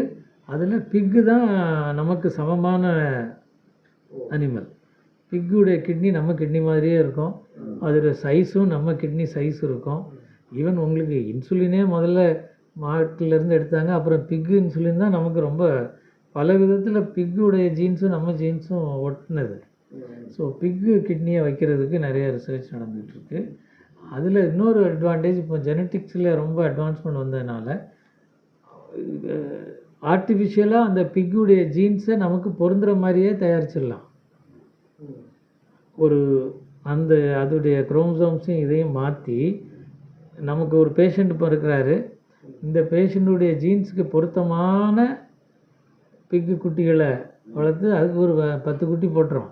நீங்கள் எதை வேணாலும் எடுத்து வச்சுக்கலாம், எந்த கிட்னி நல்லா இருக்குன்னு பார்த்து எடுத்து வச்சு. இது இந்த டிசைனர்ஸ் ட்ரெஸ்ஸுங்கிறோம்ல, அந்த உங்களுக்குன்னே டிசைன் பண்ண சட்டை பேண்ட் மாதிரி உங்களுக்குன்னே டிசைன் பண்ணப்பட்ட ஒரு பன்னி வர்க்கம், அதுகிட்டேருந்து எடுக்கிற கிட்னி இப்போ நம்ம யார்கிட்டேருந்து எடுத்து வச்சாலும் நம்ம உடம்பு அதை அக்செப்ட் பண்ணுறதுக்காக நிறைய மருந்துகள் கொடுக்குறோம். இந்த மருந்துகளோட வேலை என்னென்னா, நம்ம எதிர்ப்பு சக்தியை அமுக்கி வச்சு அடக்கி, நீ அந்த கிட்னியை வெளியே தள்ளாத, அது வெளியே இருந்து தான் வந்திருக்கு, இருந்தாலும் நீ அதை விரட்டாதேன்னு சொல்லி பண்ணுறோம். இது பண்ணுறதுல நிறைய இடைஞ்சல் இருக்குது. இது நம்ம வீட்டு காவலாளியே நம்ம கையை கட்டி வைக்கிற மாதிரி. ஸோ அப்போ நமக்கு இந்த இடைஞ்சல் வராது. ஆனால் வேறு திருடம் புகுந்துடுவான்ல, இவனை கட்டி போட்டானே, எனக்கு இவன் இடைஞ்சல் பண்ணுறான்னு சொல்லி அவன் கையை கட்டி போட்டான். ஸோ அதை தவிர்க்கிறதுக்கு தான் இந்த ஜெனட்டிக்கலி இன்ஜினியர்டாக பன்னியிலேருந்து எடுக்கிறது. இப்போ அதையும் ஒரு ஸ்டெப்பு தாண்டி வெறும் செல்லுலேருந்தே, நம்ம செல்லுலேருந்தே, நம்மளுடைய போன் மேரோலேருந்து எடுத்த செல்லையே வளர்த்து அதையே கிட்னி மாதிரி. ஸோ அப்போ அது பொருந்த வைக்கிறதுக்கு ஒன்றுமே வேலை இல்லையே. நான் முதல்ல சொன்னேன், ஒரு செல்லில் இருந்தால் நம்ம எல்லாம் உருவாகி வந்தோம். அது ப்ளூரிபொட்டன்ட், அதில் எல்லா தன்மையும் இருக்குது. ஒரு செல்லுக்குள்ளே உங்கள் சரித்திரமும் அடங்கியிருக்கு. அந்த ஒரு செல்லில் இருந்தால் மூளையும் வந்தது, உங்கள் டெஸ்டிஸும் வந்தது, கிட்னியும் வந்தது, தோலும் வந்தது, எலும்பும் வந்தது. அப்போனா அந்த ஒரு செல்லுக்குள்ளேயே அத்தனைக்கும் உள்ள ப்ரோக்ராம் இருக்குது. அதுவாக வர்றது. இப்போ நம்ம ஏன் அதை நமக்கு தேவையானதாக அதை மாற்ற முடியாதுன்னு ரிசர்ச் பண்ணியிருக்காங்க. ஸோ அப்போ அந்த ப்ளூரிபொட்டன்ட் செல்லில் போனில் நிறையா இருக்காது, கொஞ்சம் தான் இருக்கும் அடல்ட்ஸுக்கு. அதை தேடி எடுத்து அதை டெவலப் பண்ணி மல்டிப்ளை பண்ணி அதை நமக்கு தேவையான லைன், ஹார்ட் வேணுமா, கிட்னி வேணுமா, இது இன்னும் நான் சொல்கிறது ஈஸியாக சொல்கிறேன், பட் அவ்வளோ ஈஸி இல்லை. இன்னும் அப்படின்னு சொல்லி ஆர்டர் கொடுத்து எடுத்து வைக்கிற அளவுக்கு வரலை. பட் இது ஃப்யூச்சர் வரலாம். இதெல்லாம் தான் ஃப்யூச்சர். அனிமல்ஸில் இருந்துன்னா சீக்கிரம் வந்திருக்கும். ஆமாம், அதில் பிரச்சனை அந்த ஃபியர் ஆஃப் இன்ஃபெக்ஷன், அதுவும் தெரியாத இன்ஃபெக்ஷன். ஆமாம், நடந்திருக்கு. சர்வைவல் இந்த ஃபுல் அளவுக்கு இல்லாட்டியும் சக்ஸஸ்ஃபுல் டிரான்ஸ்பிளான்ஸ் நடத்தியிருக்காங்க. இப்போ அதோட பெட்டர் வேஸ் இருக்கிறனால அதை நிறுத்தி வச்சு, அப்புறம் கவர்மெண்ட்லேயும் நிறைய ரெஸ்ட்ரிக்ஷன் இந்த அனிமல் டிரான்ஸ்பிளான்டேஷனுக்கு சொல்லி இப்போ இந்த இதுதான் அந்த ஆமாம், ஒரு நம்ம செல்லையே எடுத்து அது இன்னும் வரும், இன்னும் 10-20 வருஷம் கழித்து வரலாம். அதுலேயும் கிட்னி கொஞ்சம் காம்ப்ளிகேட்டட் ஆர்கன்ல, ஃபில்ட்ரு வரணும், அதுக்கு கலெக்ஷன் வரணும். நீங்கள் ஒன்று டெவலப் பண்ணி, இப்போ ஸ்கின் டெவலப் பண்ணிட்டாங்க. இப்போ பேர்ன்ஸு இருக்குது, அப்போ அவங்களுக்கு ஆர்டிஃபிஷியல் ஸ்கின்னு ஒரு செல்லுலேருந்து ஸ்கின்னை டெவலப் பண்ணி அதை அப்படியே வளர்ந்து ஒரு டேபிள் சைஸுக்கு ஸ்கின்னை உருவாக்கிட்டு அதை வெட்டி எடுத்து எங்கே வேணுமோ போட்டுக்கிற மாதிரிலாம் வந்துருச்சு. பட் இந்த ஆர்கன்ஸ் எல்லாம் கொஞ்சம் இது உள்ள ஸ்ட்ரக்சர்ஸ் இருக்குல்ல, அது ஒரு செல் லேயர் தான், பட் வரும். அதனால் இப்படி இப்போ இருக்கிற சூழ்நிலையிலே நான் இப்போ சொன்னேன், கிட்னி வியாதினால் ஒருவருடைய வாழ்நாள் சுருங்கணுங்கிற அவசியம் இல்லை. அவங்கள டெம்பரவரியாக காப்பாற்றிக்கலாம், பெர்மனெண்ட்டாக காப்பாற்றிக்கலாம். பட் மற்ற ஏனைய வியாதிகள் அவங்களுக்கு வர்றதுக்கு வாய்ப்பு உண்டு. ஸோ அதுகளை பார்த்துக்கணும். அடுத்து இப்போ வந்து நம்ம இப்போ ஹார்ட் கேம்ப்பு, மற்ற டெண்டர் கேம்ப்பு, ஐ கேம்ப்புன்னு இது வந்து அதிகமாக போட்டு மக்களிடம் சிறுநீரக கேம்ப்புங்கிறது பெரிய அளவில் ஆமாம், அதுக்கு என்ன செய்யலாம் இது பண்ணுறீங்க? அது இல்லை இது இப்போ எல்லாம் இந்த உலக சிறுநீரக தினத்தன்னைக்கு எல்லாரும் பண்ணுறோம். இது தொடர்ச்சியாக பண்ணுறதுக்கு மாதம் மாதம் ஒரு கேம்ப் நடத்திட்டு இருக்கோம். ஆக்சுவலாக நான் வந்து ஒரு ஸ்டாட்டிஸ்டிக்ஸ் எடுத்தேன். எப்படின்னா, அந்த ஃபாரஸ்ட் டிபார்ட்மெண்ட்டோடு சேர்ந்து இந்த foothills of western Ghats, Tirunelveli டிஸ்ட்ரிக்டில் இருக்கிற நம்ம ஆமாம், அதில் உள்ள வில்லேஜ் காணிகள் மட்டும் இல்லை, அந்த ஃபுட் ஹில்ஸில் இருக்கிற வில்லேஜை அவங்க ப்ளீஸ் பண்ணுறதுக்காக நம்ம ஃபாரஸ்ட் டிபார்ட்மெண்ட், ஏன்னா அவங்க கோஆப்ரேஷன் இருந்தால் தான் அந்த திருட்டுகள், அனிமல் போச்சிங், வுட்டு திருட்டு இதெல்லாம் தடுக்க முடியும் இல்லையா. ஸோ இவங்கள ஒரு ரிலேஷன்ஷிப்புக்காக அவங்களுக்காக கேம்ப் கேட்டாங்க. நான் என்னுடைய சுயநலத்துக்காக ஸ்டாட்டிஸ்டிக்ஸ் எடுக்கிறதுக்காக நான் போய் அவங்க எல்லாத்துக்கும் ஒப்பிச்சத்து பார்த்து பண்ணதில் 25% கிட்னி பாதிப்பு உள்ள வில்லேஜஸும் இருக்குது. வேரியபிள், சில வில்லேஜில் 5% தான் இருக்குது, சில இதில் 25% இருக்குது. ஸோ அப்போ அதுக்கு என்ன காரணங்கள்னு ரிசர்ச் இப்போ நடந்துக்கிட்டு இருக்குது. இது அங்கே உள்ள தண்ணி காரணமா அல்லது அவங்க ஜீன்ஸா? ஏன்னா அந்த வில்லேஜஸ்லாம் பார்த்தா அங்கேயே பிறந்து அங்கேயே ஜென்ரேஷன்ஸாக இருக்கிறவங்க தானே இருப்பாங்க. இப்போ திருநெல்வேலியில் போய் நீங்கள் ஒரு தெருவில் பார்த்தீங்கன்னா ஒவ்வொருத்தருடைய ஆரிஜினும் எங்கேயோ இருக்கும்.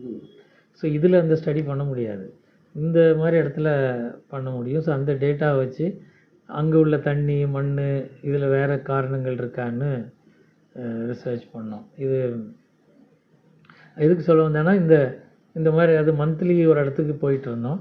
அதை இப்போ திரும்ப கண்டினியூ பண்ணுறோம்.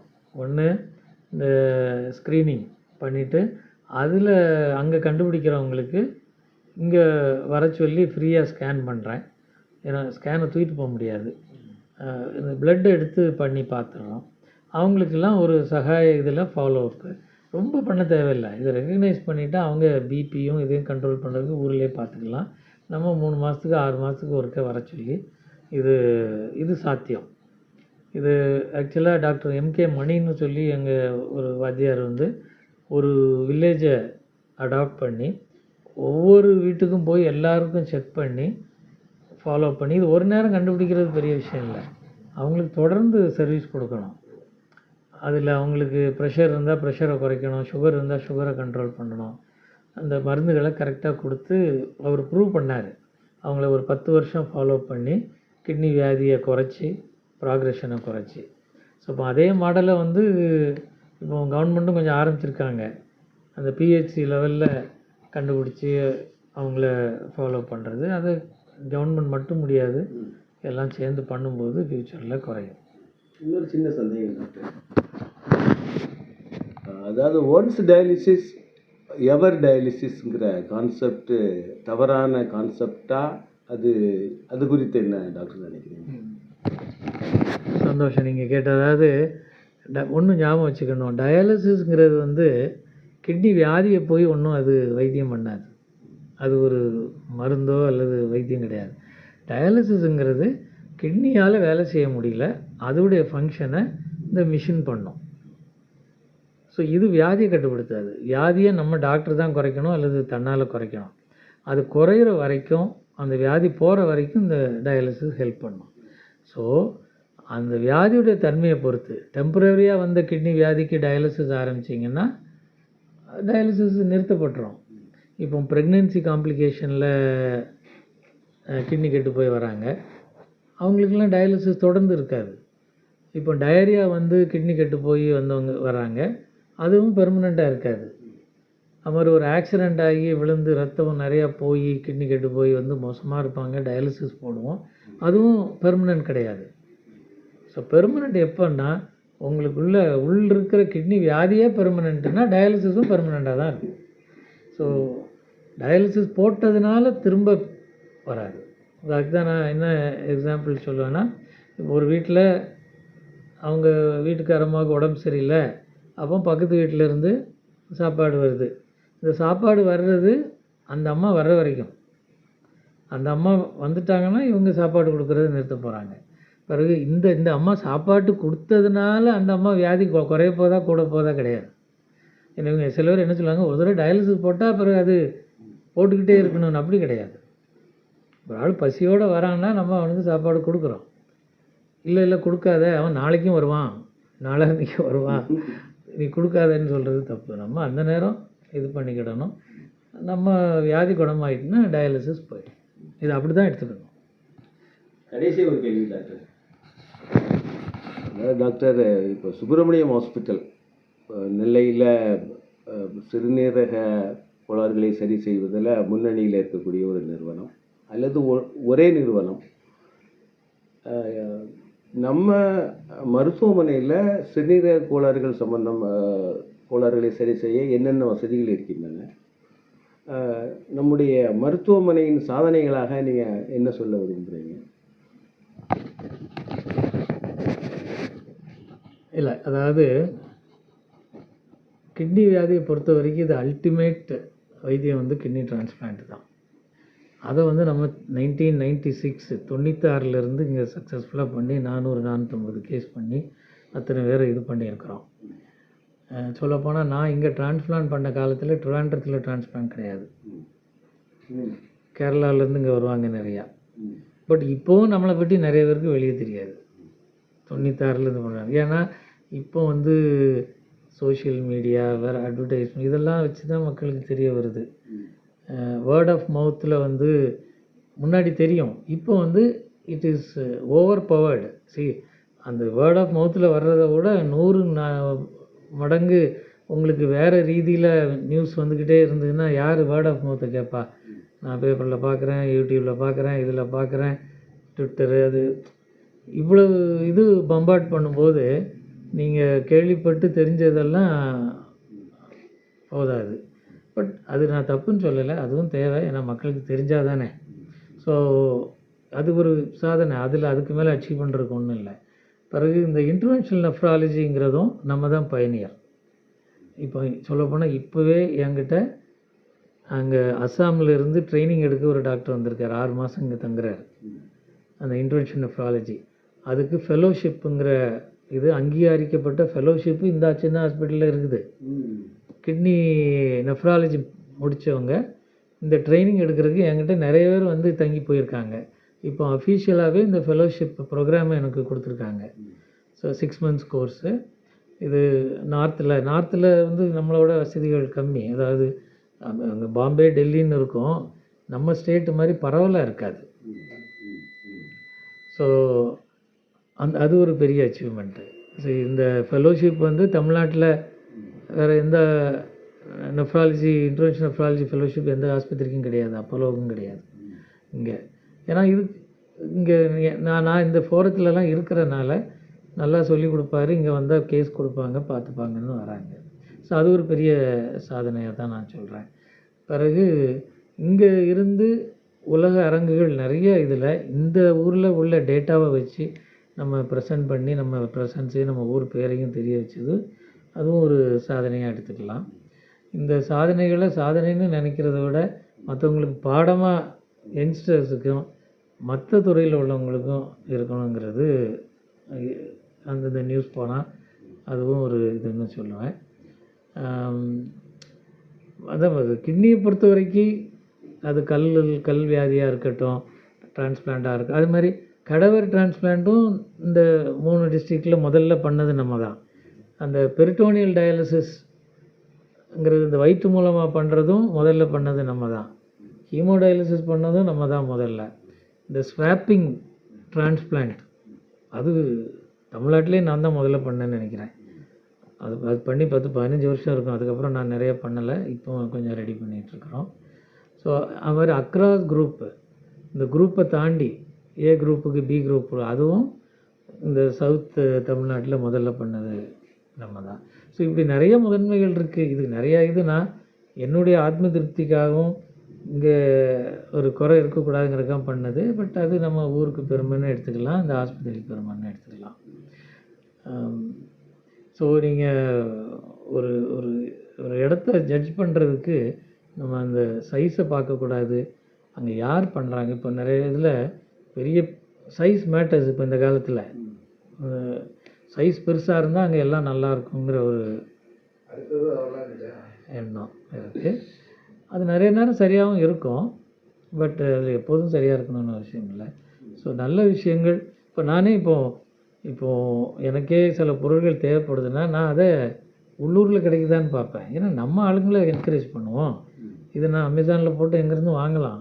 அதோட நான் இங்கே ஒரு நம்ம சூப்பர் மார்க்கெட் நம்ம கடைக்கு போனால் அப்புறம் என்றைக்கு நம்ம வளர்றது? அந்த ஒரு இது நிறைய பேர் யோசிக்கிறது இல்லை. இதை நான் சென்னையில் போயிட்டு துணி எடுக்க போனேன், இது போனேன்ட்டு வைத்தியத்துக்கு போகிறது வேறு. சரி, அது உயிர் பிரச்சனை, அது யாரும் எங்கேயும் போகலாம். பட் ஈவன் சின்ன மேட்டருக்குமே நம்ம ஊரை நினைக்கிறது இல்லை. எங்கே போனாலும் இங்கே உள்ளவங்க ஷைன் பண்ணி தான் அங்கே இருக்கிறாங்க. ஸோ அங்கே போய் ஷைன் பண்ணுறவங்க இங்கேயும் இருந்து ஷைன் பண்ணுற ஒரு சூழ்நிலையை நம்ம உருவாக்கணும். இப்போ ஏழை பணக்காரன் அந்த பாகுபாடில் வியாதிகள், இந்த வியாதி அதில் அடங்குதாது கற்றுக்கணும். இல்லை, அதாவது இப்போ கிட்னி வியாதிக்கு காமன் இது ஒன்று பிறவியில் வர்றது. அது யாருக்கும் வரலாம், பணக்காரனுக்கும் வரலாம், ஏழைக்கும் வரலாம். ஏழைகள்கிட்ட கூட சில நேரம் என்ன ஆகும், ரொம்ப மோசமான வியாதி உள்ளவங்க ரொம்ப சர்வை பண்ண மாட்டாங்க. கல்யாணம் ஆகி அடுத்த குழந்தைகள் வர அளவுக்கு போக மாட்டாங்க, இறந்து போயிடுவாங்க. வசதியானவங்க என்ன மாதிரி பண்ணி தக்க வச்சு அவங்களுக்கு ஒரு கல்யாணத்துக்கு கட்டி அதுக்கு பிள்ளைகள்லாம் வந்துடுது. அப்போ அந்த பிறவி கோளாறுகள் இன்னும் சஸ்டெயின் ஆகும். நேச்சர் வந்து சர்வைவல் ஆஃப் த ஃபிட்டஸ்ட்னு சொல்லி நல்ல ஃபிட்டாக இருக்கிற ஆளுங்களை தான் அடுத்த ஜென்ரேஷன் உருவாக்கும்.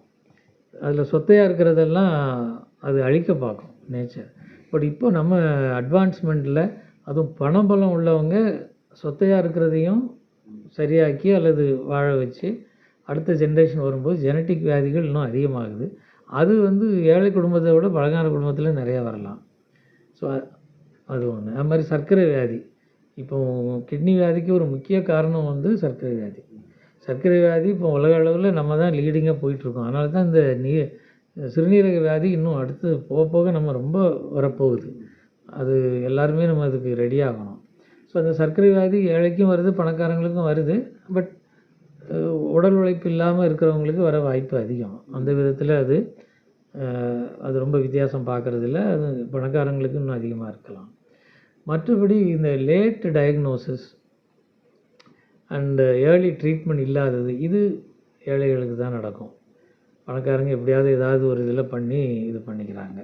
ஸோ அந்த விதத்தில் அது கொஞ்சம் ஒரு இடைஞ்சலானது தான்.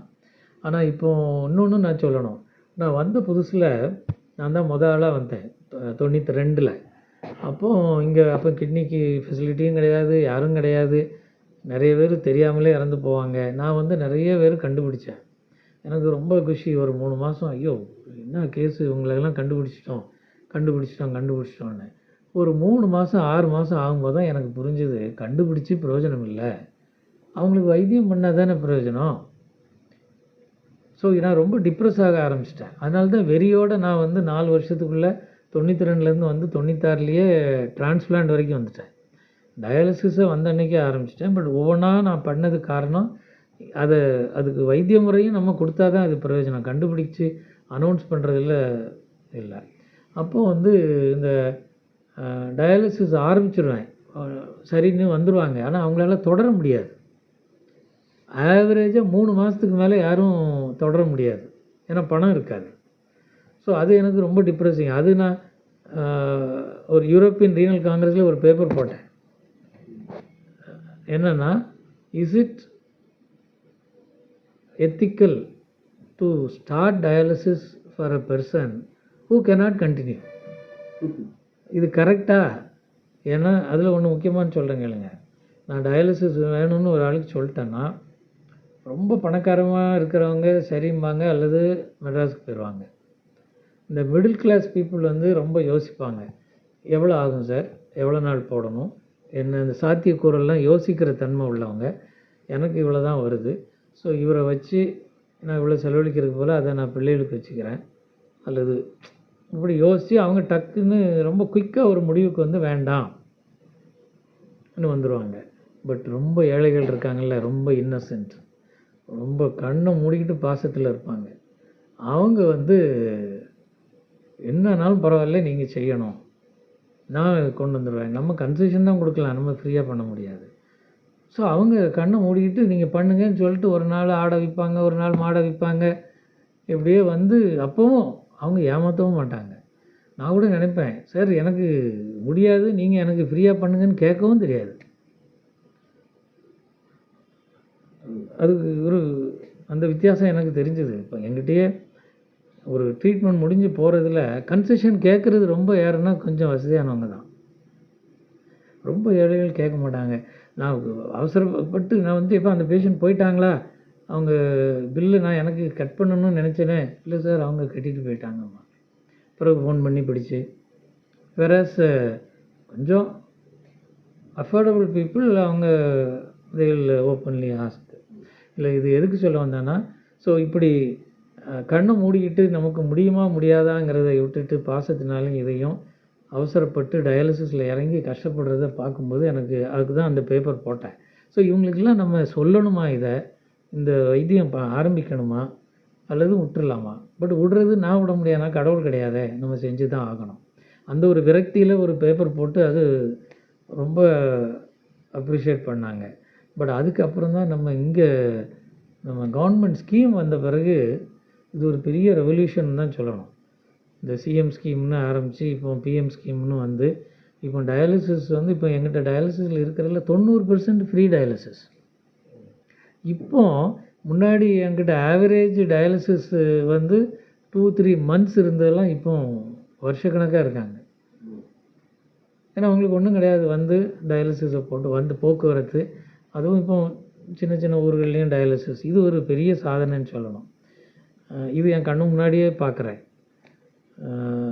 இந்த அஃபோர்டபிலிட்டியை வந்து கவர்மெண்ட் எவ்வளோ நாள் பண்ண முடியும், ஒன்லி திங் அவங்களாலையும் ரொம்ப கொடுக்க முடியல. இப்போ ரோட்டரியில் வந்து கிட்டத்தட்ட அந்த போன இதில் கூட 10 டயாலிசிஸ் மிஷின் வந்து ஜிஹெச் கொடுத்தாரு போன வருஷம். ஆனால் இப்போ கண்டினியூ கொடுத்தாலும் அவங்க ஆப்ரேட் கண்டினியூ பண்ண முடியுமா? இதுக்கு இல்லை வேறு எதுவும் நீங்கள் வச்சா சரி வருமா? ஏன்னா ஏழைகளுக்காக தான் இது கண்டிப்பாக செய்கிறோங்கிறது. அது தனியார் கொடுத்தா அது சரிப்பட்டு வருமா? அந்த மாதிரி நீங்கள் இல்லை, இதில் என்னென்னா இப்போ இந்த ஸ்கீம்ஸில் ஒரு ஃபேலசி இருக்குது. அது கவர்மெண்ட், இப்போ நீங்கள் கவர்மெண்ட் ஹாஸ்பிட்டலுக்கு மிஷின் கொடுத்தாலும் இந்த கார்டு கொடுத்தா தான் அவங்க பண்ணுவாங்க. கவர்மெண்ட் ஸ்கீம் வந்து அது ஃப்ரீ, யாருக்குனாலும் ஃப்ரீ. பட் இந்த இன்சூரன்ஸ் கார்டு கொடுத்தா தான் ஆரம்பிக்கிறாங்க. ஏன்னா அந்த பணம் வந்தால் அவங்க இன்னும் டிபார்ட்மெண்ட்டை டெவலப் பண்ணுறதுக்கும் அதுக்கும் அதை ரீசைக்கிள் பண்ணி பண்ணுறாங்க.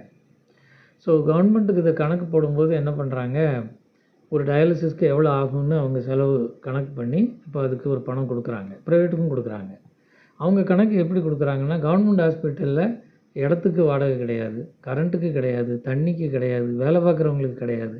ஒரு டயாலிசிஸ்க்கு என்ன பொருள் வேணும், இந்த டயாலிசர் விலை 400 ரூபா, இந்த அதுக்கு யூஸ் பண்ணுற கெமிக்கல் விலை 500 ரூபா, இப்படின்னு சொல்லி 800 ரூபா கொடுக்குறாங்க ஒரு டயாலிசிஸ்க்கு. ஏன்னா இது அவங்க பார்வை வந்து அங்கேருந்து வருது. ப்ரைவேட்டில் அப்படி இல்லை. ப்ரைவேட்டில் இப்போ இந்த டயாலிசிஸ் தண்ணி சாதாரண தண்ணி இல்லை, ஆர்வ தண்ணி. தண்ணிக்கே வந்து செலவு இருக்குது, கரண்ட்டுக்கு செலவு இருக்குது, டயாலிசிஸ் நர்சஸ்ஸு, டெக்னீஷியன்ஸு, இதெல்லாம் சேர்த்து அதே 800 ரூபாயிலேருந்து 1000 ரூபா தான் ஃபிக்ஸ் பண்ணுறேன் நாம். பட் அதை பண்ணுறோம். இப்போ ஏன்னா இதில் ஒரு திருப்தி இருக்குது. நான்லாம் வந்து கம்ப்ளீட்டாக ப்ரைவேட்லேயே இருந்துட்டேன், கவர்மெண்ட் போகல. ஸோ எப்போவுமே எனக்கு ஒரு குறை உண்டு. ஏன்னா கொஞ்சம் ஆமாம், இது இப்போ எனக்கு இதில் நஷ்டம்னாலும் எனக்கு இப்போ நான் இங்கே கொஞ்சம் லேட்டாகவும் நடக்கும். ஏன்னா நம்ம மிஷின் கம்மியாக இருக்குது, பேஷண்ட்டு நம்ம நைட்டெல்லாம் நடக்கும். ஸோ அவங்க ரொம்ப வந்து என்னை கூட வந்து பார்க்க மாட்டாங்க. டயாலிசிஸ் போட்டு எதாவில் பார்க்கும்போது இங்கே நைட்டு படுத்துருந்துட்டு காலையிலே போவாங்க. அவங்க வரும்போது நம்மளை விஷ் பண்ணுவாங்க. அதெல்லாம் இட் இஸ் வெரி சாட்டிஸ்ஃபைங். ஏன்னா நம்ம கவர்மெண்ட் சர்வீஸில் இருந்து பண்ண முடியாத விஷயங்களை இந்த ஸ்கீம்ஸ் வந்த பிறகு பண்ண முடியுங்கிற ஒரு சந்தோஷமும் திருப்தியும் இருக்கிறனால அதை கண்டிப்பாக பண்ணுறோம். பட் அதே நேரத்தில் அதுக்கு கூட கொஞ்சம் கிடச்சிதுன்னா நல்ல குவாலிட்டியாக பண்ணலாம். ஏன்னா இதை கரெக்டாக பண்ணுறதுக்கு ரொம்ப ரொம்ப ரொம்ப கஷ்டம். அந்த 800 rupees to 1000 rupeesக்கு ஒரு டயாலிசிஸ் போடுறது நிறைய காம்ப்ரமைஸ் பண்ண வேண்டியிருக்கும். இப்போ நமக்கு வால்யூம் இருக்கிறனால பரவாயில்ல, மற்றவங்க அது பாதி பேர் ஸ்கீமில் பாதி பேர் இதுனா கூட பேலன்ஸ் ஆகிடும். 90% ஸ்கீமில் தான் இருப்பாங்க. அதுலேயும் நிறைய இப்போ அந்த கார்டு தான் யாருக்கும் கிடச்சிருதில்ல, காரில் வந்து போட்டு போகிறவங்களும் இருக்காங்க. ஸோ அது ஒரு சின்ன டிஸ்கிரிப்பன்சி. ஏன்னா இதுக்கு ரியல் குவாலிட்டி தேவைக்கு அளவுக்கு கிடைக்கிறது இல்லை. ஆனால் பட் அதில் நமக்கு ஒரு சந்தோஷம் இருக்குது, ஒரு திருப்தி இருக்குது. ஸோ இப்போ இடையில இந்த பேப்பர் போட்டேன் நீங்களா 3 மாதம் பண்ணாங்க, அதுக்கப்புறம் பண்ண முடியாமல் சில பேர் விட்டுறாங்க அப்படிங்க. இப்போ அவங்களுக்கு என்ன செய்யலாம்னு நீங்கள் எதுவும் பிளான் போட்டுருக்கீங்களா? இது அந்த பேப்பர் போட்டாங்களா அவங்க ஏதாவது சப்போர்ட் பை இல்லை, சரி, ஒன்று இந்த ஃப்ரீ டயாலிசிஸ் ப்ரோக்ராம் டெஃபினட்டாக இந்த 3 மாதத்தை கூட்டிடுது. அதுக்குள்ளே அவங்க சூழ்நிலை மாறும். அந்த குடும்பங்கள் முதல்ல அவங்களுக்கு நாலேஜ் வரும். இந்த வியாதி இப்படி, இதை பண்ணால் நல்லது, கிட்னி மாற்றலாம் பண்ணுறது. ஸோ அந்த கிட்னி மாற்றுறதுக்கும் ஸ்கீம் இருக்குது. நம்ம இதில் சிஎம் ஸ்கீமில் நிறைய பேருக்கு நான் பண்ணியிருக்கிறேன். எப்படி டயாலிசிஸ் ஃப்ரீயோ அந்த மாதிரி டிரான்ஸ்பிளான்ட்டு ஃப்ரீயாக பண்ணியிருக்கோம். ஆனால் அதுலேயும் இப்போ ஒரு இடைஞ்சல் வந்துட்டு, அதெல்லாம் நான் இங்கே சொல்லலாமா என்னன்னு தெரியல. அதை இப்போ ஸ்டாப் பண்ணிட்டாங்க.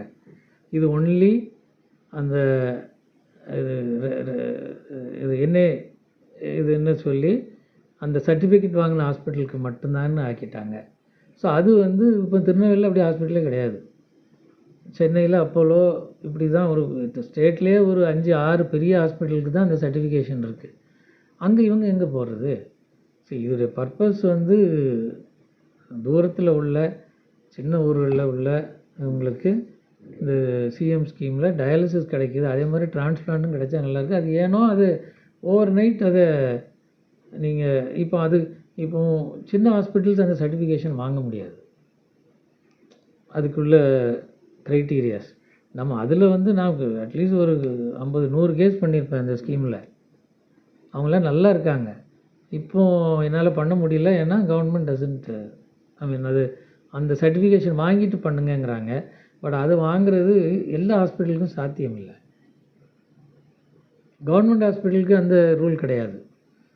அந்த சர்டிஃபிகேட்டுக்கு இப்போ கவர்மெண்ட் ஹாஸ்பிட்டல் இல்லைனாலும் அவங்களுக்கு கொடுத்துட்றாங்க, ப்ரைவேட்டுக்கு கிடையாது. ப்ரைவேட்டில் அது பண்ணணுன்னாலே நிறைய செலவாகும். அது அப்படி பண்ணுறது கஷ்டம். அதோடைய ரூல்ஸ் அப்படி இருக்கும். சுற்றி ஆம்புலன்ஸ் போகிறதுக்கு இடம் இருக்கணும். அந்த மாதிரி ப்ராக்டிக்கலாக இப்போ நம்ம சக்ஸஸ்ஃபுல்லாக பண்ணிகிட்டு இருந்த ஹாஸ்பிட்டலுக்காவது எக்ஸம்ஷன் கொடுத்துருக்கலாம். பட் அது ஒரு நல்ல இட் வாஸ் லைஃப் சேவிங். நிறைய பேர் பிரயோஜனப்பட்டுக்கிட்டு இருந்தது. அது நாங்களே எவ்வளோ கேட்டு பார்த்துட்டோம். இல்லை நீங்கள் சர்டிஃபிகேஷன் வாங்குங்க பண்ணுங்க அப்படிங்கிறாங்க. இப்போ இந்த இதுக்கெல்லாம் நிறைய ஹாஸ்பிட்டலுக்கு அது சாத்தியம் கிடையாது. நம்மளாம் இது சிங்கிள் ஸ்பெஷாலிட்டி. நான் கிட்னி மட்டும்தானே பண்ணுறோம். ஸோ அப்போ அதில் அவங்க கேட்குற க்ரைட்டீரியா நிறையா இருக்கும். ப்ளட் பேங்க் இருக்கணும், அது இருக்கணும், இது இருக்கணும், நிறைய ரூல்ஸ் இருக்கும். அதெல்லாம் வரும்போது அந்த ஒரு பாதையே நமக்கு அடைப்பட்டு போச்சு. பட் அது என்றைக்காவது கண்ணுக்கு தெரியும். அது யார் போய் சொல்கிறது? மக்கள் தேவை புரிஞ்சு அது நடந்ததுன்னா இன்னும் நிறைய ஃப்ரீ டிரான்ஸ்பிளான்ட் நடக்கும். ஏன்னா எல்லாராலையும் போய்விட முடியாதுல்ல. நம்ம நீ இங்கே போய் பண்ணிக்கோன்னு நம்ம அனுப்பிச்சாலும் எத்தனை பேர் போவாங்க?